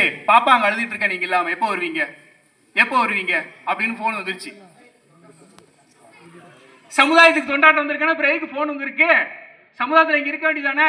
அப்ப அவங்களுடைய குடும்பம் என்று சொல்லக்கூடிய அந்த ஒரு பந்தம் அவர்களை இழுத்து கொண்டுதான் இருக்கிறது. பாப்பா அந்த 5 நிமிஷம் வந்துருவேன், அந்த அம்மா கிளம்பிட்டேன், இந்த வந்துகிட்டு இருக்கேன், பஸ் ஏற போறேன்டா பாப்பா, போன் பேசுறாங்க. இது எப்போ? அரை மணி நேரத்துக்கு முன்னாடி. அப்ப நம்மளுடைய எல்லாம் என்ன அப்படின்னா, நம்ம அனைவரும் என்ன செஞ்சுட்டு இருக்கோம், குடும்பத்திற்காகத்தான் ஓடிக்கொண்டிருக்குமே தவிர சமுதாயத்திற்காக அல்ல. குடும்பம் சிறப்பாக இருந்தால் மட்டுமே சமுதாயம் என்பது சிறப்பாக அமையும் என்று என்னுடைய உரையை கூறி என்னுடைய நிறைவு செய்கிறேன். நன்றி, வணக்கம். நல்லா கைதெழுதுமே, உரத்தை கைதெழுதுங்க. ஏன் நான் ஒரு அணிக்காக பேசுறேன். அதாவது இந்த இருதரப்பு வாதமும் கடுமையான ஆகிப்போச்சு. இங்கிட்டு தீ புலமாக எரிஞ்சிருச்சு, இங்கே அது போல அல்லது ராக்கெட் வேகத்தில் போயிருச்சு. இப்போ எனக்கு தான் தர்ம சங்கடம்னு சொல்லலை. இருந்தால் குடும்பம் இல்லா வீரில் குடியிருக்க வேண்டாம்னு அந்த காலத்திலே சொல்லிட்டாங்க. கோயில் இல்லா வீரில் குடும்பம் இருக்குதோ இல்லையோ, குடும்பம் இருந்தால் தான் கோயில். அப்போ வந்து முதல்ல சொல்லியிருக்கேன், குடும்பம் வந்து ஒரு பேஸ்மெண்ட். குடும்பம் வந்து நிறையா நல்லது தான் பண்ணுது. தொட்டில் வந்து 6 மாதம் குழந்தையா இருந்தாலும் சரி, கடைசியில் வாக்கரிசி போடுற வரைக்கும் தப்பா அம்மா தாத்தா பாட்டிங்கிற உறவு, அந்த பந்தம் வந்து இன்னைக்கு வரைக்கும் தொடருது. இந்த பந்தம் இல்லைன்னா விரிசல் ஆகிடும். இந்த 5 கை இருக்கு, நமக்கு வந்து 5 விரல் இருக்கு, 5 கை கிடையாது. ஆனால் சாமி வந்து 5 விரலோட 6 விரலோட கருப்பசாமியெல்லாம் இருக்காங்க. இருந்தால் ஆயுதத்தை வச்சு பரட்டுறாங்க. எதுக்கு அப்படின்னா, நம்ம வந்து என்னது, ஒரு தெய்வ வழிபாடு, இறை வழிபாடு வேணும். அதே நேரத்தில் ஒரு பாதுகாப்பு வேணும். குடும்பம் அப்படின்னா ஊதாரித்தனமாக போயிடுவாங்க. அதனால என்னது, இப்போ பள்ளிக்கூடத்தில் லீவ் விட்டாலே பையன் என்ன செய்கிறாங்க, வீடியோ கேம் விளாடுறாங்க, கிரிக்கெட் விளாடுறாங்க, நிறையா சுற்றுறாங்க. காலைல சாப்பிட மதியம் சாப்பிட்றான், மதியம் சாப்பிட நைட்டு சாப்பிடாம தூங்கிடுறான். அப்போ அவனை கட்டி போட்டு அரட்டுறது வந்து தாத்தா பாட்டி அந்த பந்தம் தான். அதில் வந்து இன்னைக்கு வரைக்கும் சொல்லலாம். அந்த காலத்தில் வந்து இந்த காலம் வரைக்கும் நிறையா சொல்லிக்கிட்டே போகலாம். நிறையா சொல்லியிருக்காங்க. அதாவது பெண்கள் வந்து ஒரு குத்து விளக்கு அப்படின்னு சொன்னாங்க. படித்த பெண்மணி பாரதத்தின் கண்மணின்னு சொல்லியிருக்காங்க. ஒரு அன்பான ஒரு குழந்தை தாலாட்டு பாடுறதுலேருந்து கடைசியில் ஒரு வழி அனுப்புகிற இறுதி யாத்திரை வரைக்கும் என்னது, தாய்ப்பாடல் தான். நம்ம ஒரு இடத்துல போகிறோம், கீழே விழுந்துருச்சுன்னா அம்மான்னு கூப்பிட்றோம். ஏன்னா அந்த தாய்ப்பாசம். அம்மா வந்து ஒரு அன்பை காட்டக்கூடியவள். ஒரு இடத்துல வேலையெல்லாம் முடிச்சுட்டு வந்து உட்காடுறோம், அப்பாடா வேலை முடிஞ்சுங்க. அப்போ அப்பா வந்து என்ன செய்கிறாங்க, ஒரு பாசத்தையும் ஒரு பொறுப்புணர்வையும் கொடுக்குறாங்க. இந்த அப்பா அம்மா வந்து நீயே தெரியல, யாராவது தள்ளி விட்டு கீழே விழுந்தாலும் முதல்ல சொல்கிறது அம்மா தான், அதுக்கடுத்து அப்பாவை சொல்கிறோம். அப்போ குடும்பங்கிறது தாத்தா பாட்டி, ஒரு தைப்பொங்கல் திருவிழா வருது, ஒரு பத்திரகாளியம்மன் கோயில் பொங்கல் வருது அப்படின்னா அன்றைக்கி வந்து என்னது, எல்லாரும் ஒரு கூட்டாஞ்சோறு பண்ணுவாங்க. இருந்தாலும் பல குடும்பங்கள் வந்து இன்னைக்கு வரைக்கும் கிராமப்புறத்துலையும் சரி நகர்ப்புறத்துலையும் சரி குடும்பங்கள் இன்னைக்கு வரைக்கும் கட்டுக்கோப்பாக போய்கிட்டு இருக்கு. அதை நாங்கள் மறுக்கலை. இன்னொரு பக்கம் பார்க்க வேண்டியிருக்கு. இந்த பக்கம் பேசிட்டு இந்த பக்கம் அவங்களுக்கு சொல்லணும்ல. அப்படி பார்க்கும்போது பார்த்தீங்கன்னா நிறையா கண்ணதாசன் பாடல்கள் சொல்லியிருக்காங்க, ரஜினிகாந்த் பாடல்கள் சொல்லியிருக்காங்க, எம்ஜிஆர் பாடலாம் சொல்லியிருக்கு. நல்ல நல்ல குடும்பம் இருந்தாலும் பேர் சொல்ல ஒரு பிள்ளை வேணும், ஊர் சொல்ல மிச்சம் வேற ஒரு பிள்ளை வேணும். பேர் சொல்லும் பிள்ளை ஒன்று, ஊர் சொல்ல பிள்ளை ஒன்று. அப்போ அந்த காலத்தில் 3 குடும்பம் 4 குடும்பம் இருந்தது. டஜன் கணக்கெல்லாம் பிள்ளை பிறந்துச்சு. ரெட்டை குழந்தை பிறந்தால் அந்த காலத்தில் பாராட்டு சர்டிஃபிகேட்லாம் வாங்கி கொடுத்துருக்காங்க. இப்போ வந்து ஒரு பிள்ளை தான் இருக்குது, அது மகத்தான பிள்ளையாக வரணும், ஐஏஎஸ் ஐபிஎஸ் படிக்கணுங்காங்க. அப்போ அந்த பேஸ்மெண்ட்டுங்கிறது பெற்றோர், அதில் நான் மறுக்கவே இல்லை. இருந்தாலும் நிறையா கடனை உடனே வாங்கி சிறு சேமிப்பு செஞ்சு நகையை அடைவானம் வச்சு இன்ஜினியரிங் காலேஜில் சீட்டு 48,000 ரூபா, ஹாஸ்டல் ஃபீஸ் 1 லட்சம் ரூபா கட்டுறாங்க. எதுக்கு? பிள்ளைங்க நல்லா வரணுங்கிறக்காக. அதெல்லாம் நாங்கள் மறுக்கவே இல்லை. இருந்தாலும் இந்த டாக்டர் படித்து வர்றோமா, சமுதாயத்துக்கு தான் சேவை செய்கிறாங்க. ஒரு எம்பிபிஎஸ், ஒரு இன்ஜினியர், ஒரு பொறியியல் வல்லுநர் வராங்க அப்படின்னா சமுதாயத்தில் நிறையா டெண்டர் விடுறாங்க, நிறையா ரயில்வே மேம்பாலங்கள் போடுறாங்க, நிறையா அடுக்குமாடி குடியிருப்பு போடுறாங்க. இன்றைக்கெல்லாம் பார்த்தீங்கன்னா நம்ம வந்து தஞ்சை பெரிய கோயிலை கட்டுறாங்க. அந்த காலத்தில் இன்ஜினியர்லாம் கிடையாது, பாண்டிய வம்சம் சோழ வம்சம்லாம் கட்டியிருக்காங்க. அப்போ அறிவை பயன்படுத்தி இன்னைக்கு வரைக்கும் அவங்க கோயிலில் வந்து பேர் சொல்லுது அப்படின்னா தஞ்சை பெரிய கோயில், அதே மாதிரி தாஜ்மஹால், அதே மாதிரி நிறையா இராணுவத்தில் பார்த்தீங்கன்னா நிறையா இராணுவங்கள் வந்து நேரங்க கண்ணுங்கவலும் முழிச்சிட்டு இருக்காங்க. -15 டிகிரி -23 டிகிரியில் உரை பணியில் உள்ளே உட்காந்து பணிஞ்சு இராணுவ பணியாற்றுறாங்க. அந்த இராணுவ வீரர்கள்லாம் எதுக்காகனா தாய் நாட்டை காக்கணும், பாகிஸ்தான்லேருந்து வெடிகுண்டு போட்டுறக்கூடாது, ஆப்கானிஸ்தான்லேருந்து வந்துடக்கூடாது அப்படிங்கிறாங்க. இருந்தாலும் நிறைய அரசாங்கம் வந்து சட்டங்கள் போடுது. சமுதாயத்துக்குன்னு ஒரு சில சமுதாய அமைப்புகள் இருக்குது. நிறையா சமுதாயத்தின் பேரில் அன்னதானம் நடத்துகிறாங்க, கோயில்கள் கட்டியிருக்காங்க. இருந்தாலும் நிறையா ஏழை எளிய மாணவர்களுக்கு சீருடை வழங்குறாங்க. இன்னும் சொல்ல போனால் என்னது, அந்த படிப்பு உதவித்தொகை டாக்டர் அம்பேத்கர் பேரில், டாக்டர் ராதாகிருஷ்ணன் பேரில், கர்ம வீரர் காமராஜர் பேரில் நிறையா விடுதலைக்கு உழைத்த நிறையா பெரியவர்கள் சங்கங்கள் வச்சு நிறையா என்னது சீருடையும் உணவும் கொடுக்குறாங்க. நிறையா படிக்கணும், பாரதத்துக்கு போடணும் அப்படிங்காங்க. இப்போ அமெரிக்கா எடுத்துக்கிட்டிங்கன்னா நிறையா டென்மார்க்கு ஜெர்மனிலாம் வந்து என்னங்கன்னா ஒரு 12 வயசுலேருந்து 18 வயசு ஆயிடுச்சா மேற்படிப்பு, முதல் 4 மணி நேரம் பாட வேலை வந்து படிப்பு, அடுத்த 4 மணி நேரம் வந்து தொழிற்கல்வி. அந்த தொழிற்கல்வியில் என்ன வருமானம் வருதோ அந்த வருமானத்தை வச்சு அவன் குடும்பத்தை இருக்கணும். தாய் தந்தை இருக்கிறது அவங்க கழட்டி விட்டுருவாங்க. சரியா? இப்போ வந்து நம்ம 8 பீரியட் வகுப்பில் போகிறோம், அங்கே தொழிற்கல்வி இருக்கும். 10ஆம் கிளாஸ் முடிஞ்சோடனே தொழிற்கல்வி இங்கேயாவது பாலிடெக்னிக்னு சொல்லணும். அது நாங்கள் மறுக்கலை. அந்த காலத்தில் வந்து நிறையா கண்ணதாசன், பட்டுக்கோட்டை கல்யாண சுந்தரன் நிறைய பாடல்கள் எழுதியிருக்காங்க. சமுதாய எழுச்சி மிக்க பாடல்கள் சொல்லியிருக்காங்க. சமுதாயத்துக்காகவே சேவை செஞ்சுருக்காங்க. சின்ன பிள்ளை, இப்போ டாக்டர் வாஜ்பாய் முன்னாள் பிரதமர், ஒரு பிரதமரே அந்த சின்ன பிள்ளை மதுரை பக்கத்தில் ஒரு சுமால் சேவிங்ஸ் சிறிய சிறுக சேமித்து பெண்களுக்காக அமைக்கப்பட்ட அமைப்பில் ஒரு குழுவாக இருந்து நிறைய நாட்டுக்கு முதலீடு செஞ்சுருக்காங்க. அந்த பிரதமர் வந்து அந்த சின்ன பிள்ளைக்கு காலில் விழுந்து ஆசீர்வாதம் வாங்கினார். அதே மாதிரி நிறையா மரக்கன்றுகள் கேரளாவிலும் சரி தமிழ்நாட்டிலும் சரி நிறையா ரோட்டரி சங்கங்கள், செஞ்சிலுவ சங்கங்கள், நாட்டு நலப்பணித்துறை நிறையா என்ன பண்ணுறாங்க. சேவை அமைப்பில் 100 மரக்கன்று 1000 மரக்கன்று. இப்போ பள்ளிக்கூடத்தில் என்ன செய்கிறாங்கன்னா இந்த சாக்லேட்டு குக்குரெல்லாம் வாங்கக்கூடாங்க. ஹெட்மாஸ்டர் என்ன சொல்கிறாங்கன்னா ஒரு மரத்தை நட்டு வைங்க, பள்ளிக்கூடத்தில் ஒரு மரத்தை நடுங்க, ஒரு துளசி செடியாவது வைங்க, ஒரு கீரை செடியாவது வைங்க, பிள்ளைங்களுக்கு சமுதாயத்துக்கு வேலை அப்படிங்காங்க. இன்றைக்கி எல்லாமே பிளாஸ்டிக் மயமாயிருச்சு, நவீன மயமாயிருச்சு. பிளாஸ்டிக்கை இழுக்கிறோம், பிளாஸ்டிக் பையெல்லாம் சால்லாம் வச்சு மடித்து கொண்டு வரோம். நமக்கு வந்து டீ பார்சல் 1.5 பார்சல் டீயில் வாங்கிட்டு வரோம். இதெல்லாம் பிளாஸ்டிக்கை பயன்படுத்தக்கூடாது, பிளாஸ்டிக்கை ஒழிக்கணும், மரக்கன்று நிறையா வளர்க்கணுங்கிறாங்க. யார் மரக்கன்று வைக்காம கலெக்டர் பரிசு கொடுக்குறாங்க, மாவட்ட ஆட்சியர் கொடுக்குறாங்க. நிறைய யார் மரக்கன்று வைக்கிறாங்க, வீட்டில் ஒரு தக்காளி செடியாவது வைங்க, மாடி தோட்டம் போடுங்க அப்படிங்கிறாங்க. அதனால் சமுதாயத்துக்கு தயவு செய்து நாங்கள் வந்து ஒரு அதிக மதிப்பெண்ணை 2 மதிப்பெண்ணை கூட்டுறேன். சமுதாய முன்னேற்றம் வந்து பள்ளிக்கூடத்தில் மாணவர்கள் எழுதுகிறோம், சமுதாயத்துக்கு வேணும். அதுக்காக 51 மதிப்பெண்கள் வழங்குகிறேன். குடும்பத்துக்கு 41 மதிப்பெண்கள் 49 கொடுக்குறேன்.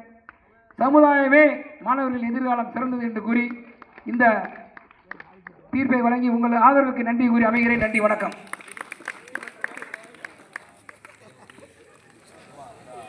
பரிசு வழங்க நமது திட்ட அலுவலர்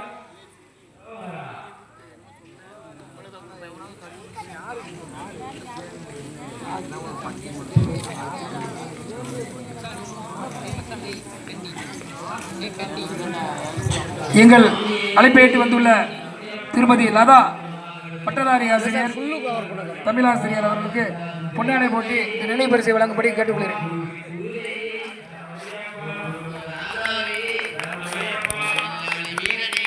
திரு S Mahesh BSc BEd,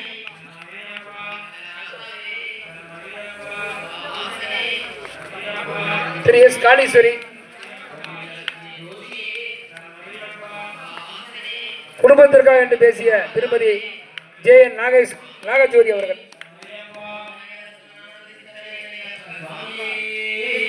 CM Mahalakshmi அவர்கள்,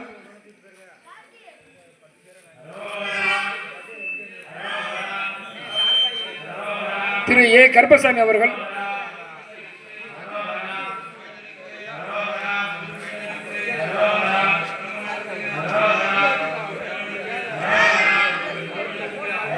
பொன்னாடை வழங்கி சிறப்பிக்கும்படி கேட்டுக்கொள்கிறேன்.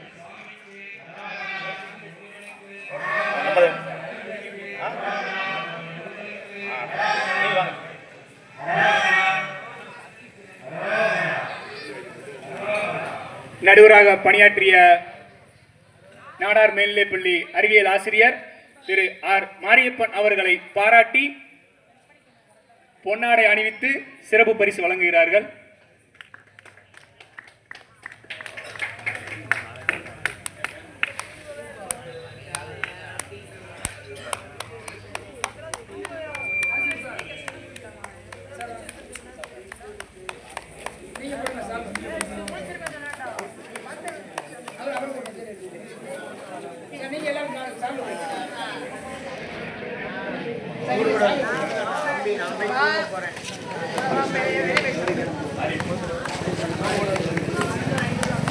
நடுவராக பணியாற்றிய நாடார் மேல்நிலைப்பள்ளி அறிவியல் ஆசிரியர் திரு R மாரியப்பன் அவர்களுக்கு மேல வரகுணராமம் நாடார் மேல்நிலைப்பள்ளி தலைமை ஆசிரியர் திரு காசிவேஸ் வேல் ஆசிரியர் அவர்கள் பொன்னாடை அணிவித்து சிறப்பு செய்கிறார்கள்.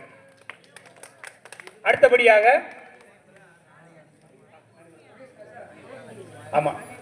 நடுவர் பட்டிமன்ற பேச்சாளராகிய பேசி அமர்ந்திருக்கக்கூடிய எங்களுடைய ஆசிரியர் கணித ஆசிரியர் திரு எஸ் மகேஷ் அவர்களுக்கு பொன்னாடை அணிவித்து சிறப்பிக்கப்படுகிறது.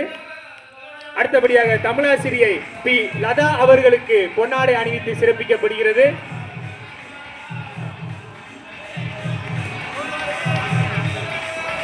அடுத்தபடியாக ஆங்கில ஆசிரியை திருமதி ஜி காளீஸ்வரி அவர்களுக்கு பொன்னாடை அணிவித்து சிறப்பிக்கப்படுகிறது. அடுத்தபடியாக தமிழாசிரியை திருமதி J நாகஜோதி அவர்களுக்கு பொன்னாடை அணிவித்து சிறப்பிக்கப்படுகிறது.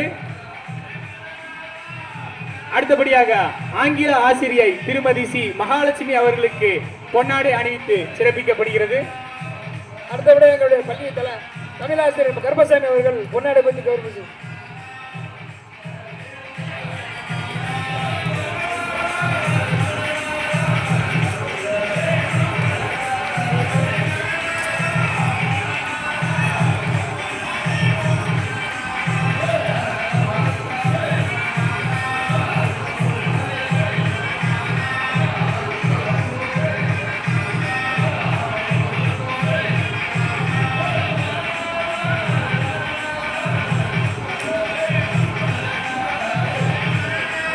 ராஜபாளையம் கிருஷ்ணமார் ராஜபாளையம் நாடார் உறவுமுறைக்கு பாதிக்கப்பட்ட நாடார் மேல்நிலைப்பள்ளியின் 33வது நாட்டு நலப்பணி திட்டத்தின் இன்று 2வது நாளாக நமக்கு பட்டிமன்றம் நடத்தி கொடுத்த மாரியப்பன் சார் அவர்களுக்கும் தலைமை ஆசிரியர் நமது மேலவர்காபுரம் மேனா நாடார் பள்ளி தலைமை ஆசிரியர் அவர்களுக்கும் ஜோதிமணி சார் அவர்களுக்கும் நான் நன்றி தெரிவித்துக் கொள்கிறேன்.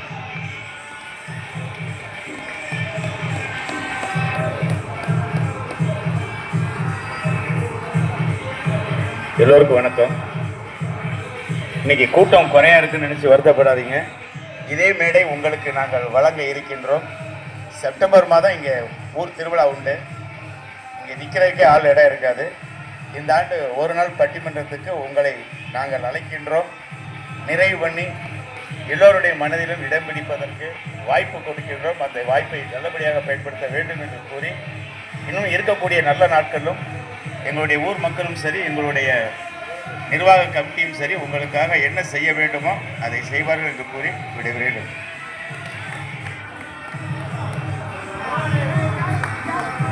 சார்